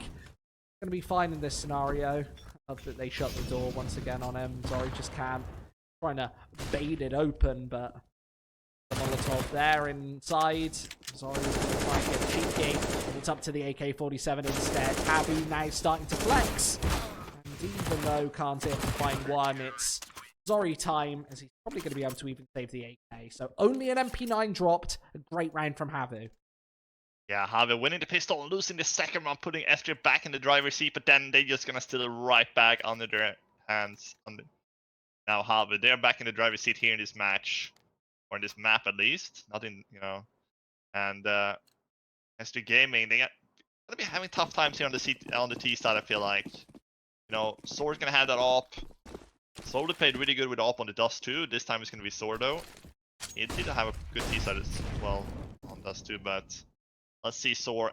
Aggressive. Very, very aggressive here from Soar. Don't think Karin realizes it, so we get into drop here on the first SJ player and actually cross each other. Oh no, the main guy doesn't know. He thinks outside is clear. Karin, he's gonna get the better drop here. He takes down Dotto, and here's the deagle. There's a trade. But is it enough? The remaining players heading towards the ramp here. Nade? Is it gonna be a good nade? No. Damage dealt. 6. They're keeping them at bay for now. But Arvid down to 1 single HP here, so HAVU, they have to lock it down. And he sees the feet. That's such a great position. He sees the feet, the terrorists can't see him. Well, Mortel's coming through it. They're just locking down SG Gaming, Squid. There's nothing SG can do here on the T side. That was really brutal right there. Obviously, just a buffet of really nice, decisive angles. I love nades as well. Usage by Hoodie. Of course, I think you said, was it Khan? Only on 1 HP, but still a threat. You want to take him out of the server as fast as possible. I don't know how close a couple of these stars are on both sides. I'm sorry. This AWP hasn't been put to big effect as Jampies. He's fine. I think that was 8 opening AWP kills so far, and I love this angle from Zori. It's often not checked and spotted. Jampy's not going to go up onto Silo. Instead, he's going to try and take an aggressive angle. Zori's fallen down. It's all of this headspace from HAVU. You can see the cogs turning right now. This is such a brutal game, HAVU. This is what the CT side's made of. 10 rounds, double digits. Yeah, this is what we didn't really see from SJ. Yes, SJ got 10 rounds, I think they got, yeah. But these kind of runs, they're not winning it like comfortably, and they're not winning these kind of runs they need to win. They're getting one here and there, and it just HAVU keeps getting these kind of runs on the T side, and now they can just lock down the CT side. I feel like HAVU having much better CT side than SJ in the start at least. In this round, so it's gonna be very interesting to see what SJ gonna take this. Op, not really gonna be there for SJ, so have to go with the rifles here and. So, well, you do from the main area. T's heading towards outside. Dotto, this is a great off-hang. I love this. You don't check this the first time. So, Dotto probably gonna get the drop here on the guys coming down secret, but there's nobody going down yet. Still sticking around outside. Ollie out. Karn. Gonna have to be the player to get the first frag. Things are slowing down, so far nothing has really been going on. They're just trying to take the outside presence. A minute to go. SG Gaming still have a lot of time to play with. There's one run apart between these two teams, and here comes the pop flash, and they actually smoked hell, so 3 outside here for SJ, but do they know that Dotto's here? Oh, they absolutely don't. He can actually strike at any time. Arvid's actually watching it. So as soon as he gets off the angle, they can actually move slowly, predicting that second man, and Hoodie's going to fall likewise. Dotto drops the bomb, and that second frag would have been absolutely crucial. Instead, it's Zori, tries to jump down, but doesn't find it. What a chaotic situation there. But you can see again what HAVU's trying to do. As soon as they spot the players, all collapse onto them, try and use as much manpower as possible. 12 to 10 here. HAVU now behind by 2. Follow up by.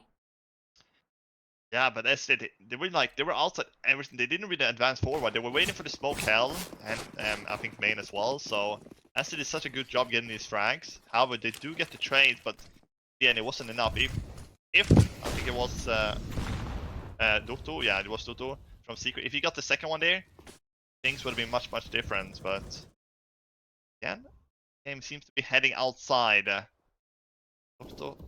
about another approach to this kind of round? Settings has already fallen, so this is a much better round here for HAVU so far. The question is, what can Karn do here?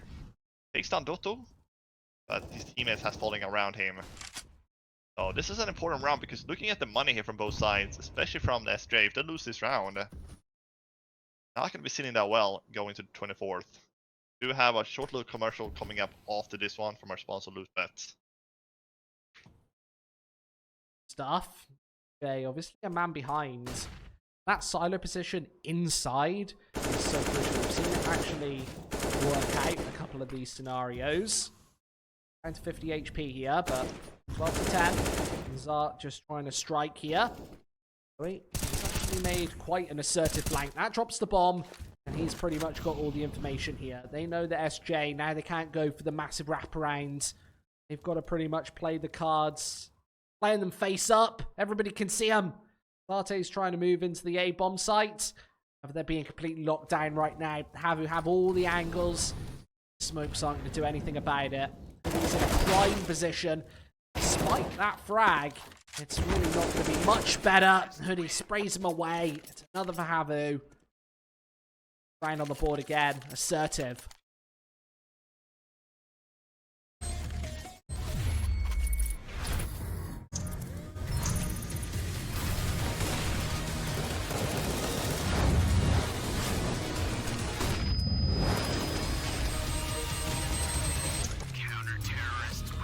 LOOT.BET, made for live betting.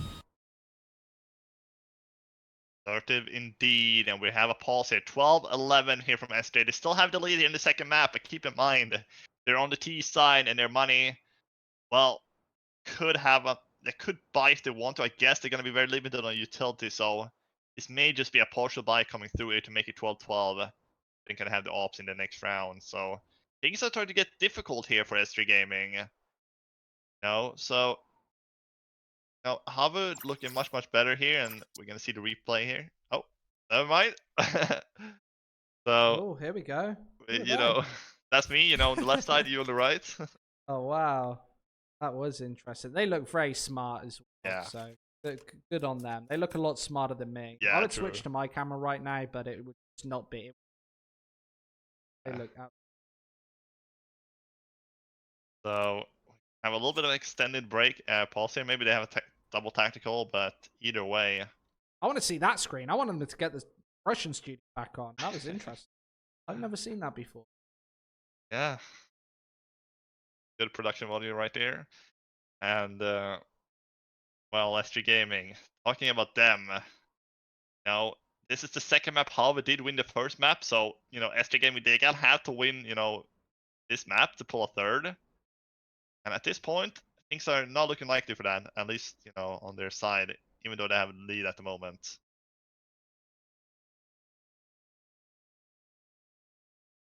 But if you're gonna make a prediction, Squid, what do you think this map is gonna end? I think HAVU is actually gonna win this one, 16. Yeah. I think they're gonna get a 16-14 here. Actually. Well, the ficklest caster in the world is actually you train change prediction quite. I would say that probably have as well. Should I stick with SJ maybe? Yeah, you should stick with SJ. Well, okay, I'm gonna stick with them. Got a response from the admins. What do they say? Oh, apparently, yeah, going to a break. So it's going to be an extended pause moments. But yeah, we've got our predictions down on the table. 12-11. It's pretty much all to play for before we get this, hopefully, very short pace. Teams, they sort of pauses can often influence everything. HAVU, they've got the money, they've got the CT side. SJ, they don't have any momentum going into this one. They are stuck here on Nuke. Is of course SJ's map pick. They've definitely done a little better on it, but right now they're really struggling. A little bit of luck. Need another tactic. Change this one over. We'll go to a break. Moments.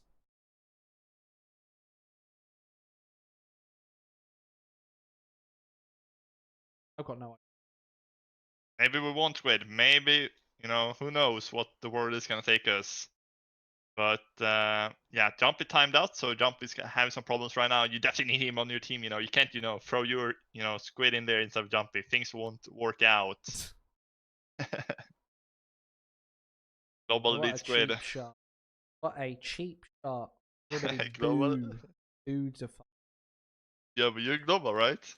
I Maybe am you can global, compete. yeah. Yeah. Global. I'm level 8. Yeah, you see. But I might be higher, but I did get to level 8 and then stop playing. Uses everywhere. It's what we're No, I seeing did. right now. I know. But thank you guys for joining us, everyone. We're having a lot of people in here, a lot of faces in the chats. How Hello, many faces everyone. are there?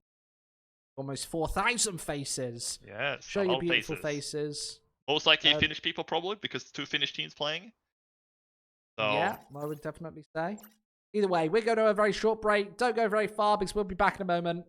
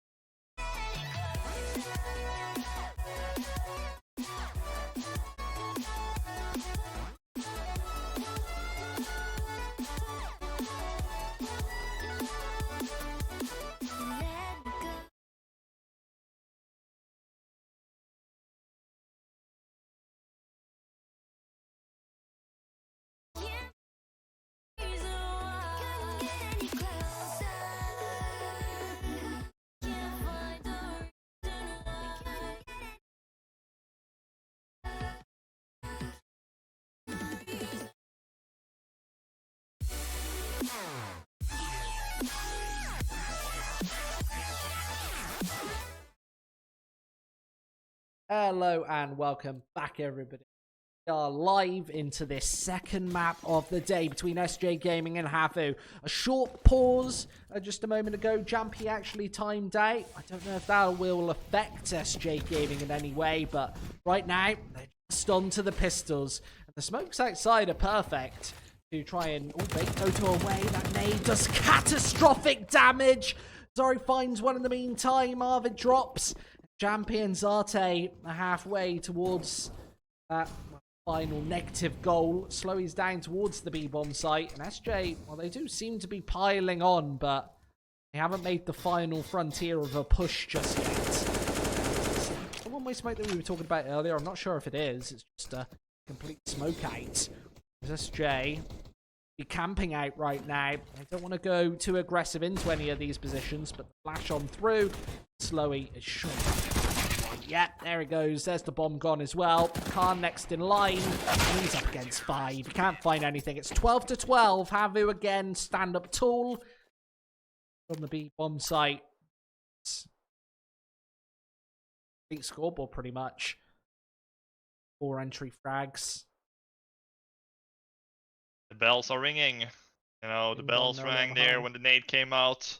The Kobe doing all the damage there, and well, SJ Gaming, I'll be a little bit nervous if I were them. You know, not managed to get more rounds in the start there when they had the chance to get a couple more rounds. You know, when they won that second round, then losing the third again. Things are starting to get troublesome here for SJ. Byron now though, and they're heading down towards the A side actually. The bomb is going out first, Squid, and they're just gonna line them up. Woody gets 2 and a third, and the run hasn't even begun before it's over. Oh no, SJ Gaming getting locked down by 1 player. This round now is completely done for. 13 rounds for HAVU. About to come up here in SJ Gaming. They need to do something new because nothing is working so far for them on the T side of the initial rounds. Oh, what is this? Where was that position from Dotto? That was really weird. Really like to see that. Yeah. Is there a thing you can stand on? Where's he standing on? It's actually, he's standing on. What? A little pillar. I've never actually seen I've that never before. seen that ever. That's so weird because it seems gonna so do it every obvious. game. There's a big pole there. I'm gonna do that every single game now. Oh, that is actually unreal, isn't it? And Yeah. yeah, it hasn't been spotted yet. So HAVU in this really key portion of the game, although Hoodie's doing all the heavy lifting, they can actually get out that spot as well and test how efficient that is. But I'm pretty sure that it's going to be damn decent, since usually the issue with standing up on the big ledge is that you can't actually see into pod. You can't actually see into huts. Down, if you're a little bit lower, you're going to have so much more visual. Usually you just get your feet shot at, but in his position, I'm pretty sure that that's probably going to be a much better showing. Hoodie, he finds the first frag. Things are certainly looking up for HAVU and down for SJ Game, and they're going south. Oh, the molly glitch, you know, when you have a molly or HE through the smoke there, you can actually see them passing through the smoke. No, still hasn't been fixed yet, and I'm not sure how well he's gonna fix that kind of glitch. Either way, how he's gonna take advantage of it and tell another player. So 14 should be what's on the cards here very, very soon. Game, and they're gonna keep struggling here to win rounds. Question is, can he even get the bomb down? There's this guy above them as well, Source Ramp, and this guy above is Dotto. He gets both, and now it's all on to jump here. 1v5 with this Deagle, and he goes down. So triple for him, 14 for HAVU, 2 away from the game. Yeah, that's a scary thing for SJ right now, is a lot of these rounds have been 1 versus 5s. And just very decisive rounds. And that's the glitch that you were talking about there. You could actually see Khan right through the smoke, just due to the Molotov being placed in. I'm pretty sure that HAVU would have placed that molly, so they can actually activate. I guess they're kind of abusing it in some way, but it's built into the game. It's not against the rules. But it is a little bit awkward. You don't really see a lot of pro teams actually going for that. It's a little bit below the belt, I would. It's pretty hard to replicate. The thing is, though, you need to have, I think, 2 smokes in front of, like, inside each other for it to work. So Really? I think it's like, no, you don't have to be 2, but it's some kind of weird glitch either way. Something like that, but either way, they just, you know, that happens from time to time in the game, you know. Both teams are probably gonna get those kind of scenarios, so yeah, and it's gonna even out, but Soar again on statics, and they just SG game, and they're not getting anything for it at all there. It's just not sure what they can do here on the T side. It's so hard to win T runs as well, because you're so locked out. In the beginning of Nuke, when this Nuke came out, you know, you had that catwalk to go around, so it was much easier for the T side, but things have been getting removed here on the T side again. You're giving a much harder time to win these kind of rounds. Another tag. Kill coming out, you can see Sword. He's just lining them up 1 by 1, and again, it's like 5 people alive for HAVU Squid. There's no kills from SJ. He's having a party right now outside. And although Zati tries his best to try and get the work done, he can't. It's 12 to 15. Yeah, the only people invited to the party is, well, their teammates, because the enemies, well, they're not invited. You or me, we're not invited either, unfortunately, this time. And it's 3 map and match points here for HAVU to complete this series. And, well, this is our only game for today. We do have another series tomorrow, though, that you and me both going to be doing as well. Up to 15, a tricky situation for an SJ Gaming side who haven't really won a round in quite a while. Trying to negotiate the way around this smoke. Slowy actually gets the upper hand here. He doesn't know that Jampy's been able to slip his way through. However, we got the flank inbound. Might even hear Jampy here. Yeah, he's got the better angle. Spots his gun barrel right around the corner. He's just going to hold ground. Oh, there's Trigger Discipline. Finds both. Beautiful stuff. Slowy shuts it down. That should be HAVU through to the upper bracket semi-final. I think that might just be it. Zate and Khan have to do absolutely everything right now. A 2 versus 5. And Khan, oh, he only shuts 1 down. And Zart is taken to task. 10 bullets left. And he does find a follow-up headshot, but he's still got Zori and Doto to find. And that C4, pick it up. There's nobody actually holding this angle here. 45 seconds left. Zarte walk right into the open arms of this defense. Goes right around these corners. If Zati actually gets his bomb down, then he could cause a couple of complications. Remember, HAVU, they're going to have money in all of these rounds, even if he does find this one. Such a long, tricky road back. 25 seconds on the board. Sorry, he's still stuck downstairs, but he will hear now this bomb plant. He'll have all the information, and Zate, it's all a matter of timing. Where will he be looking? And Zori's right behind you. It's the round and the map for HAVU. A 2-0 here against SJ. I didn't quite expect this. I thought SJ was gonna grab a couple more T runs and possibly the map, because things were looking good in the beginning. After in the second run, when they stole the second run away from HAVU, then things are starting to get looking pretty bad after that, and well, as HAVU taking a 2-0. Yeah, definitely a dominating performance right there. HAVU, even though they started on the T side, able to just cruise it out. And if that knife round had gone the other way, I got a feeling that that would have probably been HAVU again cruising it in pretty dominating fashion. It was altogether just HAVU's series to lose. Earlier on Dust 2, it was pretty much a one-man show. All of the HAVU players just stepping up and really feeling exactly on home. Of course, that is one of their home maps, that and Overpass. And then going on to this CT side of Nuke as well, they just seem so confident in their only real success on T side was taking that pistol round and then two following rounds.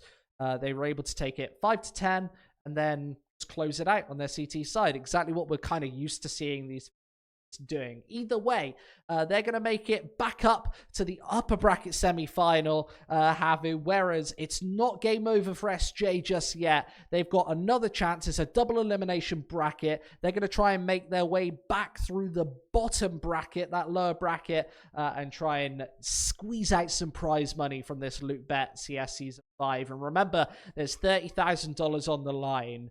I'm going to be back tomorrow with the one and only Define. Thanks very much for joining me here today. Thank you very much, man. And we'll see you all, lovely people, at home here tomorrow. We'll see you soon, everybody. Goodbye.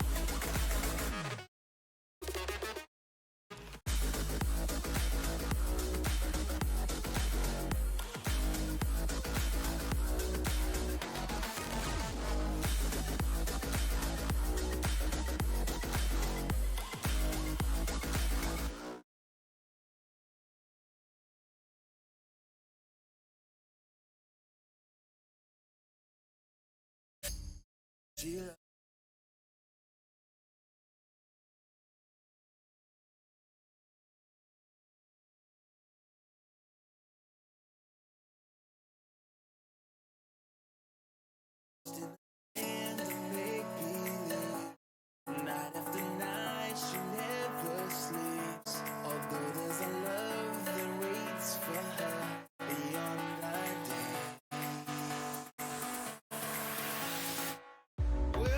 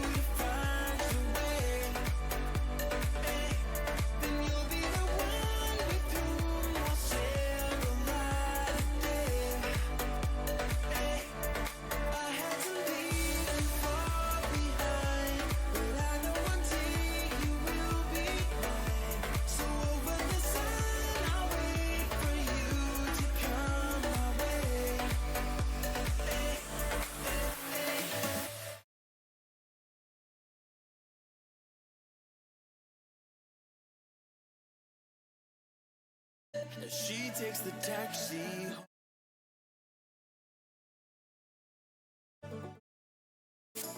And she is the story told by many men, but they don't know what she could be. They think of beauty surface deep, but I know eventually she'll find me. Yeah. So why can't I turn the hands of time forward until we are together? I wait for the day to come when you'll be mine. Yeah, again, forever. Over the sun, I wait for you. I go away, and you'll be the one with whom I share the light of day. I had to leave you far behind, but I know one day you will be mine. So over the sun, I'll wait for you to come my way.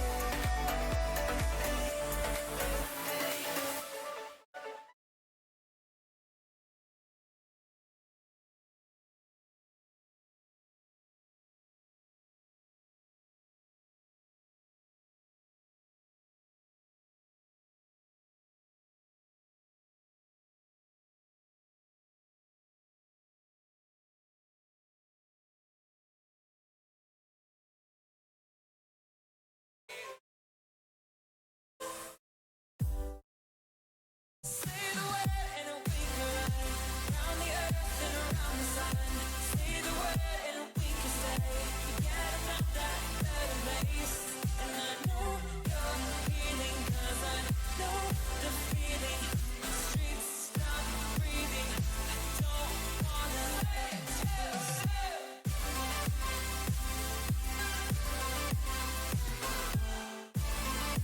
Say the word, say the word.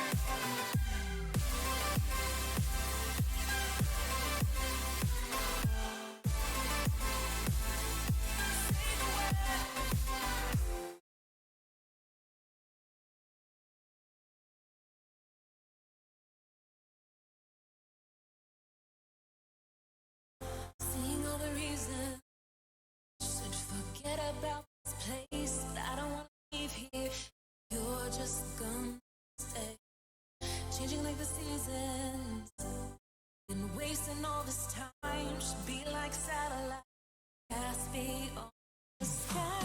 Believe our fate for another day. Riding these horizons will fade away. Leave our fate and fade into the night. Just follow me to paradise. Just say we tried. Say the word and we can run around the earth and around the sun. Say the word and we can stay. Forget about that better place. And I know you're healing, 'cause I know the feeling. The streets stop breathing. I don't wanna let you.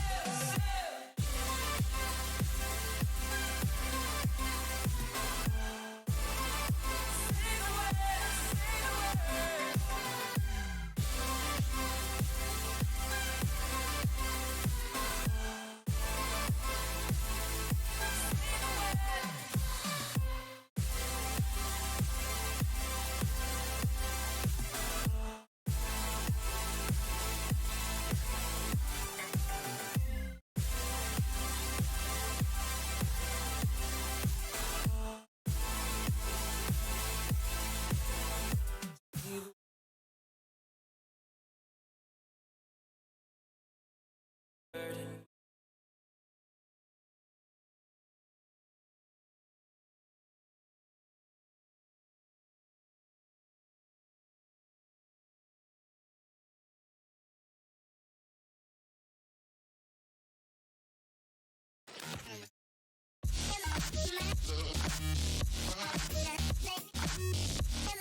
the word.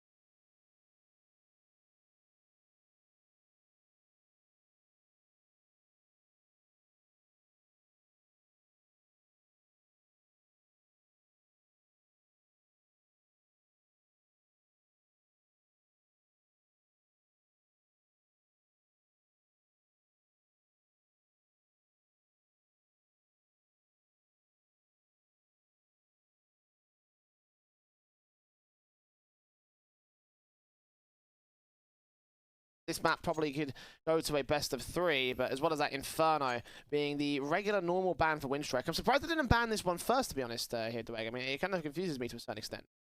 Well, I think they wanted to get Vertigo out. Or what was? Let's look at the first one. So the first ban was Vertigo for Whistler. So maybe they thought, you know what, let's just get that out of there. But what is interesting actually is how we ended up on Nuke. Because Nuke is a very strong map from Windstrike. They've played it 9 times and they've won it 7 times out of 9. Whereas if we look at Whistler, their track record on Nuke is 42% win rate. So if we do go to a third, I feel like the percentage-wise on paper is a lot more skewed to Windstrike. I think a lot of people do favour Windstrike in general, to be honest. Yeah, I would say so. This team full of veterans and really respectable players. Like obviously, Bondic, you can't count out his achievements in the past and what experience he could bring to this lineup of relatively, youngish players. But you've also got the likes of Hobbit and Krizen, Hobbit in particular. Hobbit, Krizen, and Lucky, I should say, actually. All 3 players who come from that Kazakhstan region. Hobbit was even a major winner, you know. So that's right. There's a lot of talent in this Windstrike lineup, including a Lion as well, who's probably my standout guy. He hasn't had the most consistent AWPing over the course of his career, but when he pops off, he can look a lot like a really young prodigy in the CIS scene. Fantastic. Well, you guys at home, keep your eyes out for the one and only Island. The Windstrike starting off on that T side. Now, it'll be interesting to sort of see what the pace is going to be from Windstrike, whether we're going to see some slow defaults, some fast aggression, what the pacing is going to be like, and I'll see if this pistol round's going to give us a pretty clear indication. So far, look at that dink already. Morel's down to 21. Straight up and into that top mid position, getting tagged up as Windstrike do take the first couple of faces and come out successful for it, as well as a little bit of damage done to Caper over on the B-bomb side. It is long control being taken by the Windstrike side. Mino wants to try and get something going against their forces. Only going so far with it though, just that control of the map just being taken out by the Windstrike side, falling back towards that mid position, could potentially go for a rotation. That is exactly what they will do. Sparrow, Jedka, and Caper here to defend that B-bomb site, and they may be called to action here. Flashbangs will go over to gain a bit of map control as Windstrike like make a little bit of noise, but they don't commit to this one. But that bomb going towards that short area, they want to go ahead and commit to the A-bomb site as a result. 3 players in mid, going to join up by a 4 for the 5th out towards the long position. This will be the hit of 50 seconds. Windstrike, no utility. They're just going to rely entirely on their aim. They make their way up. The first player, going down to a Lion. A beautiful shoulder pop and a bomb plant will come through. A great start from Windstrike. Bomb plan, a 5 versus 4. The CT's trying to retake, and so far, the kill's going in their favor. 3 versus 3. 30 seconds ticked now. The Lion, seen some good shots from him so far. Can he follow up with a second kill of his own? CT's pressing forward, but it looks like the T's are going to come out on top, and Jake Cut, the last one left, and Windstrike, they hit their heads and take the pistol round. Yeah, beautiful shooting as well from certain players on that Windstrike side. Eventually 2 players alive towards that Bathroom's position. Take down all the players from the Whistler side. So, force buy-in from the CT forces. They're going to try and fight back very early on in this one. Scouts in for Sparrow, Deagles in. 3 players, a 5-7 for Morels. Windstrike a little bit indecisive in that last round, I feel like, though, Dwayne. You know, they kind of went towards both A and B and couldn't really decide on where they wanted to go until the very last second. Not a lot of utility support as well, which doesn't matter in the long term, obviously, but it could hurt them a little bit going into this next one. Speaking of utility, a Lion has none of it, and he's already tagged down by Sparrow with his scout here. On control looking to be taken early by the T side. And I think the reason why they were a little bit undecided is they didn't really get too much information. We saw Whistler playing really passive and deep into the sides that, other than getting Morels down to 21, they didn't really get any information of where those CTs were until they actually executed on towards the side. The information being given up in towards that connector position, so they've got a lot to go with. Playing towards mid. 2 players back over towards that monster position just in case. No aggression from Whistler will cut them off, so you can't deny them making their way out of Con or Econ area. They're just going to walk out of A. There's no one here, Jay. Indeed, you're right about that. Straight up through mid, and Sparrow and Mino, you can see them on the minimap. They're just about rotating now, but Lucky's going to get all this information. Hobbit's got the AK on lock. Is he going to be ready for this man? Well, Sparrow's got that scout out, missing his shot, and distraction from the dumpster. Now they've got some bank control. This bomb plant should be secure, and I think they know how much map control they've got on that Windstrike, so there's not even a point you're going to go ahead and throw their way, throw away their lives into this retake. They're just going to hold on to the Deagles with the Kevlar and helmets, most importantly. Leave a second to the Windstrike side, have a little something to work with in the eco. Yeah, that one fell to pieces very quickly just because of a big gap they left in that defensive. Yeah, that was really confusing to me. Windstrike, I don't think they realized until literally as they got to the site of what was going on there. So there was 2 players towards the long, and they were just able to walk out straight onto A. That was a really big misplay coming out from Whistler. They did have 3 players over towards towards B, sorry. So there was a little bit of a stack coming in for the CT side, but Windstrike, they haven't lost anybody. At least there are 3 players saving for Whistler to be able to bring that into the next round. But Windstrike, not losing any person, and pretty easy round for them. Struggle too much at all. Yeah, eco in.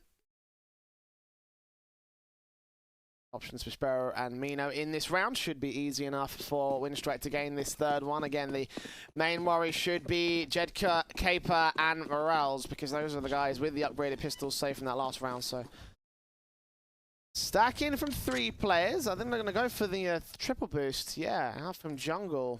4 players there in total?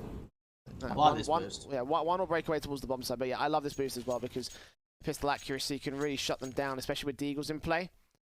Gonna wait, I think, for someone to open up the squeaky door and then go for the final boost up. Does leave them open to make their way in via the monster position, though.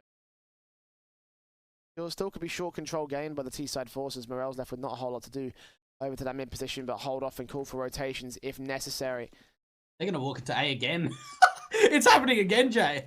I feel like we've seen this before. Morel's trying to flash them out towards that long position. I think he caught one at the very least, but with that 5-7 around the corner, headshots to take. One lines up for him. 2nd kill found. A bit of damage done and a chance opening up for the upgraded pistols. They only lose 1 player. The bomb plant should be secured in a couple seconds' time. Bonnie just clearing out all the sight angles.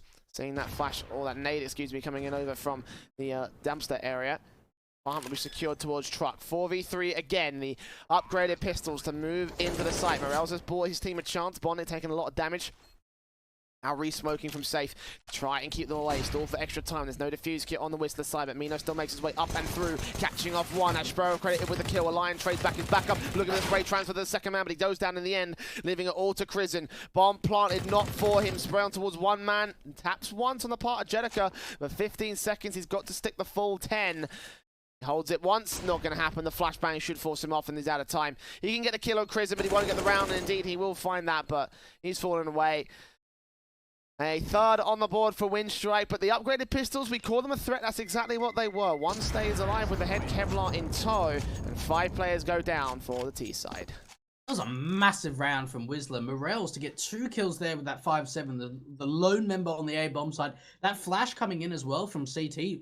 Perfect flash, able to blind a lot of the members on that A bomb site. And look, they don't win the round, but with 3 upgraded pistols with a bit of a utility and a bit of armor, to get 5 kills and a Krieg saved over, that is an excellent round from Whistler. Going into this, we're seeing the AWP come out for both a Lion and Sparrow, the Battle of the Orps.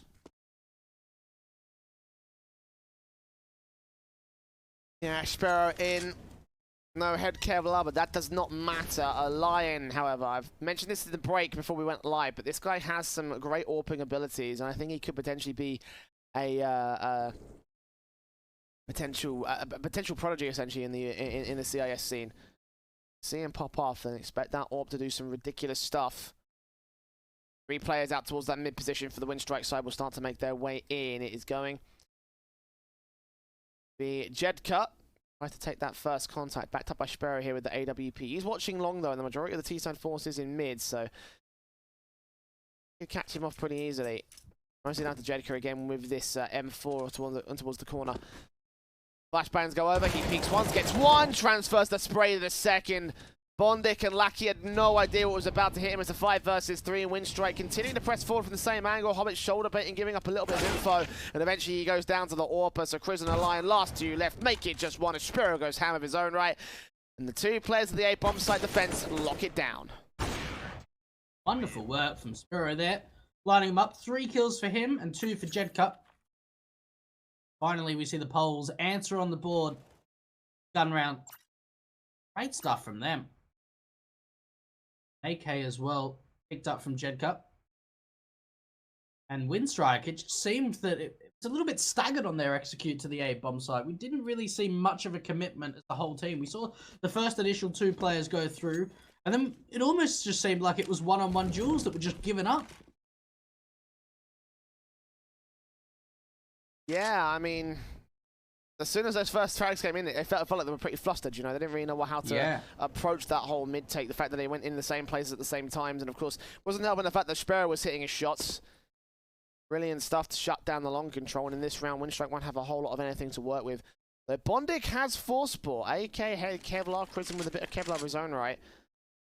We have seen the CIS-based buy work out in the past, but it's usually with Force Sport pistols or half-port pistols at the most, but this one, Bondic is the only player with a rifle, everybody else on basic pistols. This is going to be nasty, but he still turns on for that first frag at Cape. Morel's just going to wait back over at water, wait for someone to make their way in.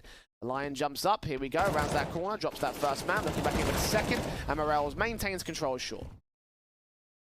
Down to 19, but the trade not coming out. Chrism gonna be able to pick up a rifle at least. What Bondic had? Jedka, that's information as well. He's going to spot the bomb. Wait, there's a player coming from Con. Good timing with the tap. Jedka's probably heard the Con player as well. A lot of information found for this CT side. Jedka just... Hey, movement. Great timing as well. Cutting it down, only losing a single player. That's a very good round from Whistler. Considering that there was a force board of a couple of pistols and that AK as well. They were able to individually just shut it down. And of course, that's pretty big for the Whistler side to shut down as much as possible again. Bondic kind of like was the main linchpin, so the fact that he went down pretty early in that round, only getting that 1 kill, probably meant that Whistler were going to be able to control everything from there. So, ooh. 4-man boost, a Lion, here we go. I like this. It's a Krieg, what? That's very weird. I expected the AWP. In the end, they don't see anything down there. The train gets in the way. And the heaven area is cleared out sufficiently as a result. So, Windstrike, nice effort, but again, I feel like the AWP probably would have been better to place there. Yeah, probably. I suppose still try it. I mean, they've only got AKs in this round, and they see that 1 Krieg.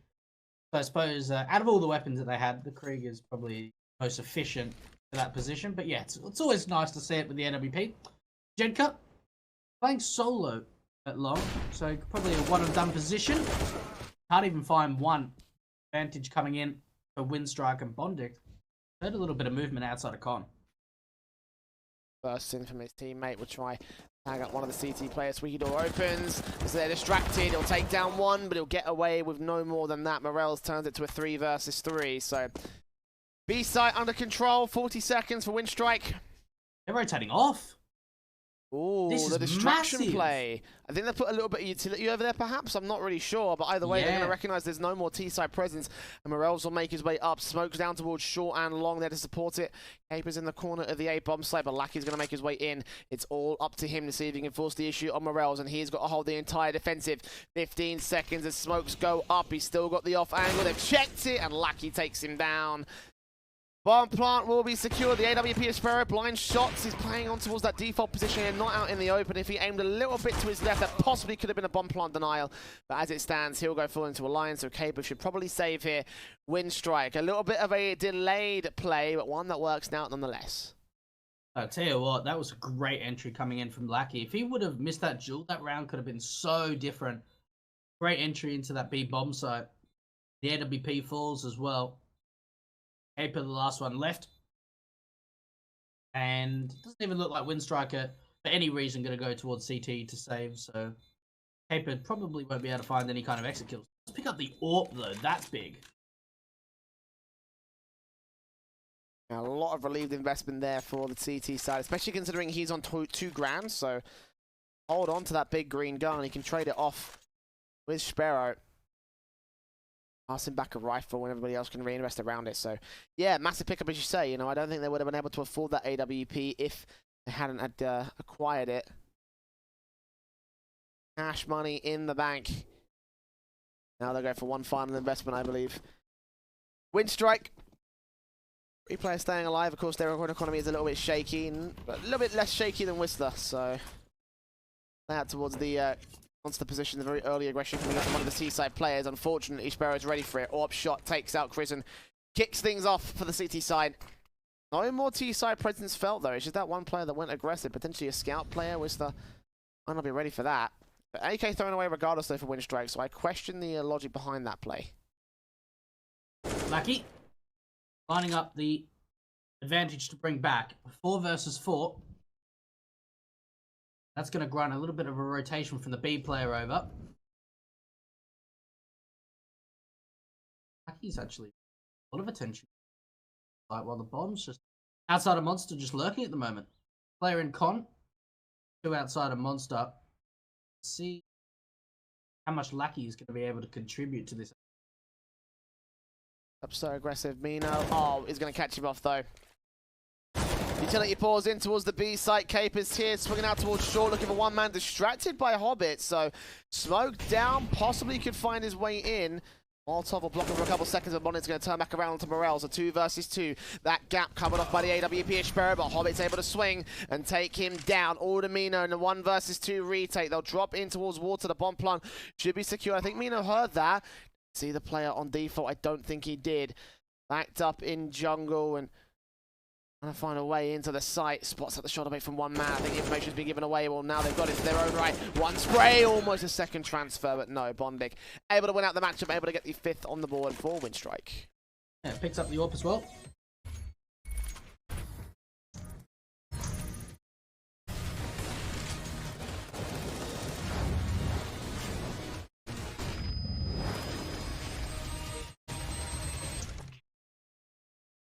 LOOT.BET made for live.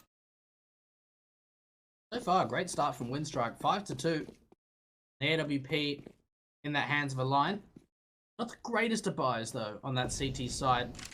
They bought what they can work with at least. It's only that 2 M4s for Mars really that are the massive damage dealers in this round. Oh, spray, flash in. Prison has it on lock. Hobbit did not need to aim accurately. A nice effort from Whistler, but in the end, they pay the price for it. 5-on-3 situation, and not a lot of damage done to the Windstrike side either, so they really got off bad on that one.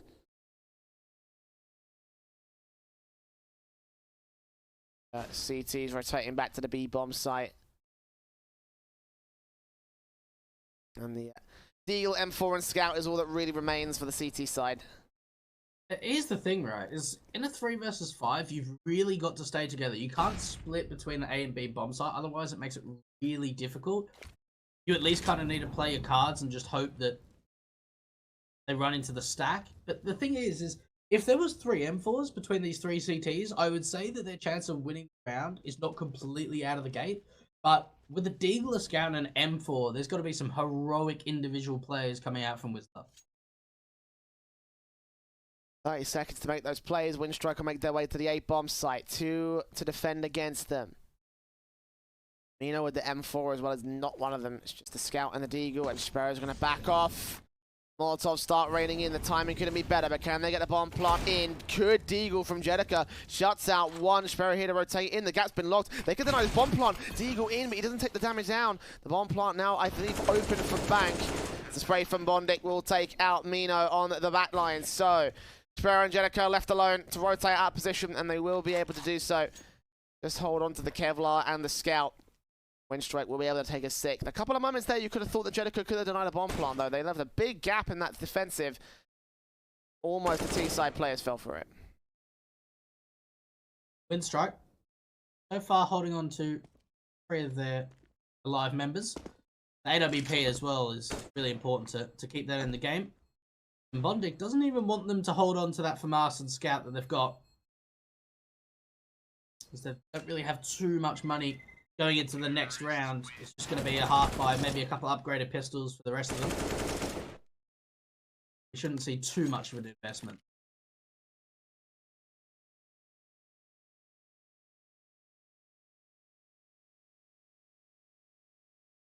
Yeah, I don't think so. Not a lot of cash flowing. Half buy at best, I'd say. Yeah.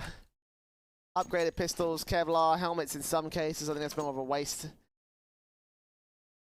The thing is they're on max round loss bonus at the moment, so they could buy to like 1700 and still get away with a full M4 utility buy. Obviously, the players that want the AWP like Sparrow not going to buy as much as they like to get onto that AWP in the next round. But Lackey, member that I haven't seen too much Counter-Strike from before, has impressed me today. As entry feels relatively effectively. The Lion. Well, that's what you call priorities, mate.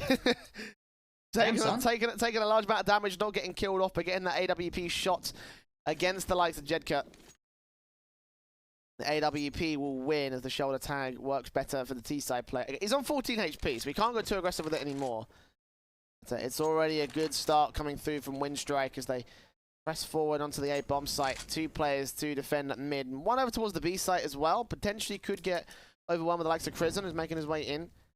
And against just this pistol, this Deagle out, he's going to have to land all the heads coming in to the B bomb site. And Crizzen doesn't know that he's there just yet. The smokes will go up and over. Morel just waits about. Nice flashbang, might be able to blind him off. Bondic takes out Caper towards the A site. Crizzen, awkward spray, will tag Mino down to 30. Now going to get swung in from the bomb site. He actually saw the man. He was ready for it. And Mino, last man left, will get shut down. Team ace for Windstrike, and all 5 stay alive.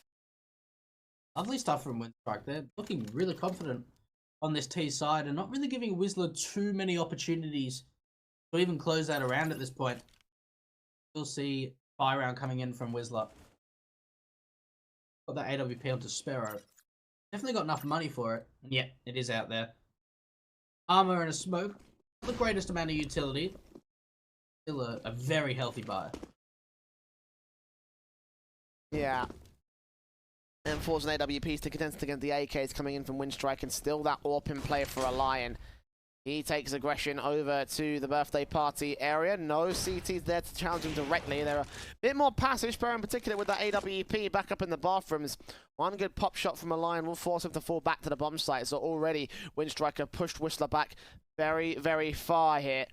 No map control from the CT side, and Windstrike just continuing to spread apart and look for picks. If they only get 1 kill right now, then this could open up a bomb site entirely. The problem is that they've got to go quite far forward to try and get there, you know? Long smoke, gonna deny any vision for A players. Prison, again, it's just a nuisance over at this B bomb site. Can't find the second, but at least finds one, and that's gonna force a rotation in. Now I wonder whether they're gonna bring the bomb up through Con to A now that they've put the rotation in. Bondic gonna come through.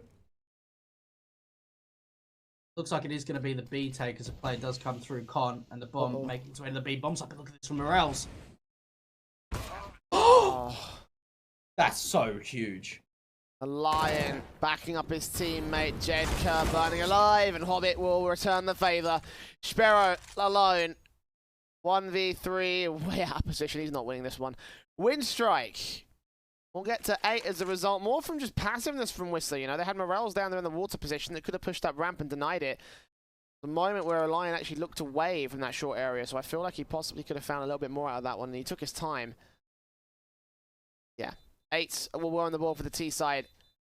They just forced the issue more against Whistler, you know? Like, they've gained map control just by completely, like, flushing away any of the CT forces through pop shots, through picks. Constantly and consistently getting those picks as well. Like, Whistler needs to do something big to try and, like, combat this, essentially. I feel like it's even difficult for Whistler to try and get aggressive on that CT side. We've seen how passive the Windstrike players are, and even how good they are at trying to force the CT backs with just the map control presence, utility usage. The Lion hitting shots like that as well towards long really makes it difficult for the CTs. They've gone for a bit of a half buy here, backing up that AWP. See how much damage they can do over towards the truck.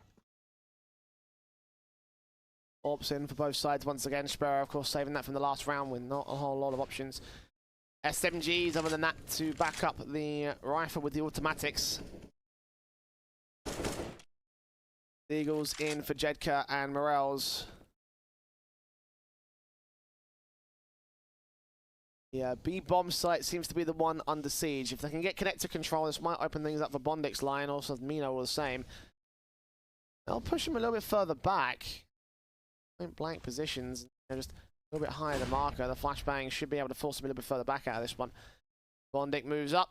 AK in, just about catching him off guard. So once again, the opener goes to the favor of the T's, and Jedko will also fall over on the A bomb side of things. In through Monster, they'll start to push up the crossfire towards short. We should not be able to deny this.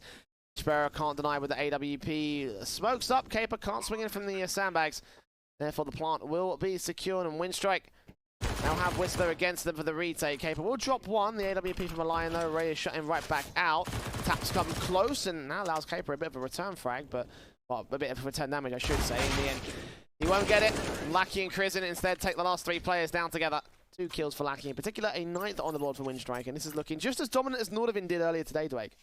Yeah, I'm thoroughly impressed by Windstrike. These defaults and executions have been so sharp.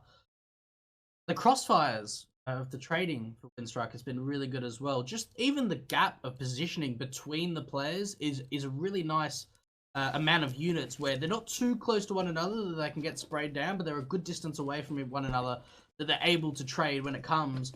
And I really think Whistler needs to just try and go for this double AWP setup. We saw it happened in the last best of 3, and we saw the difference that made.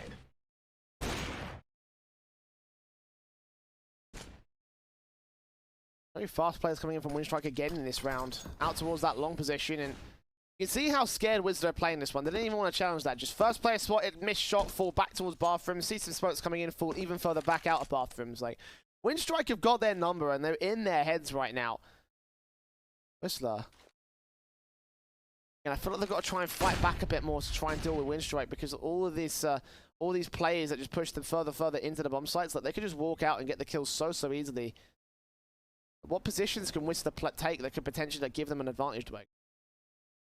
I just think it's a lack of confidence at the moment, and I feel like trying to get that confidence to go for a couple of aggressive plays would work out well. That's the lurker cut off at that A bomb site. That's going to give a bit of information over to the B players. That HG does a chunk of damage. But Crizin still gets the kill back against him. Morel's with a bit of a chance. Turns on towards one. Second player also spotted to the left-hand side. Burst fire spray does a lot of damage to Bondik in this one. And Crizin eventually gets caught off guard. Second phase for Morel's up to the 3rd player, but Bondik still holds the control. 3 versus 2. 1 player at water. He's not ready for him.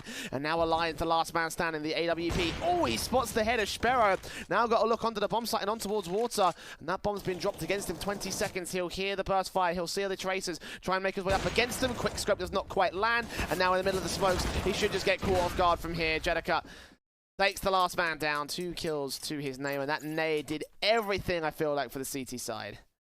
Yeah, that was a massive nade. Did so much damage over to the monster players coming out from Windstrike. And even, I thought the utility usage from Whistler was really good at trying to capitalize the T's of not continuing that momentum around the site and completely clearing it out. The smoke and flash presence was great from Morels to work his way around that pillar position and find 2 kills for himself. And it looks like a B quick execution coming in from Windstrike. Flash is over. Here come the T side, burning away on the likes of Caper. Crizin will take a lot of damage, but be the first man out. Probably the sacrificial lamb to allow his teammates to make their way inside. 1 player on water, shut down immediately with utility. Morels on the bomb site. Spots out 1, not the second player. I think the gun may have just given himself away. And indeed, Morels has allowed a secondary frag as a result. Mino swings in and provides backup. Jedika also boosted on top of the sandbags as Hobbit goes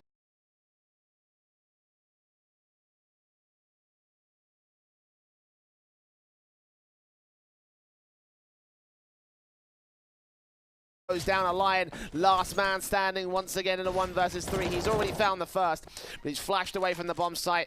Classic knife in hand, AWP trying his best to get something out, but bombs in CT control once again. Way too little HP to make the clutch happen.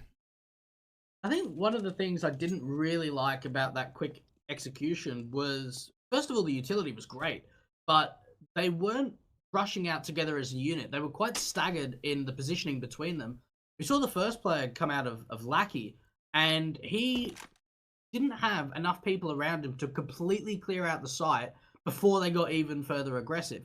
So he was trying to clear out the site, but we saw Morels doing so much work of being hidden for such a long amount of time that he was able to find 2 kills, and that presence of a fast attack just completely gets smoked out of the water. And Lion now with the AWP is going to fall. A 4th round going in the fans of the CT side. I don't even know what I'm saying now. It's okay. I think One of those days, Jay. Yeah, I think Windstrike a little bit flustered in their own way after getting decimated by that. The good play as well, but just a couple of mistakes giving some information to the CT forces and not checking the bomb site in particular.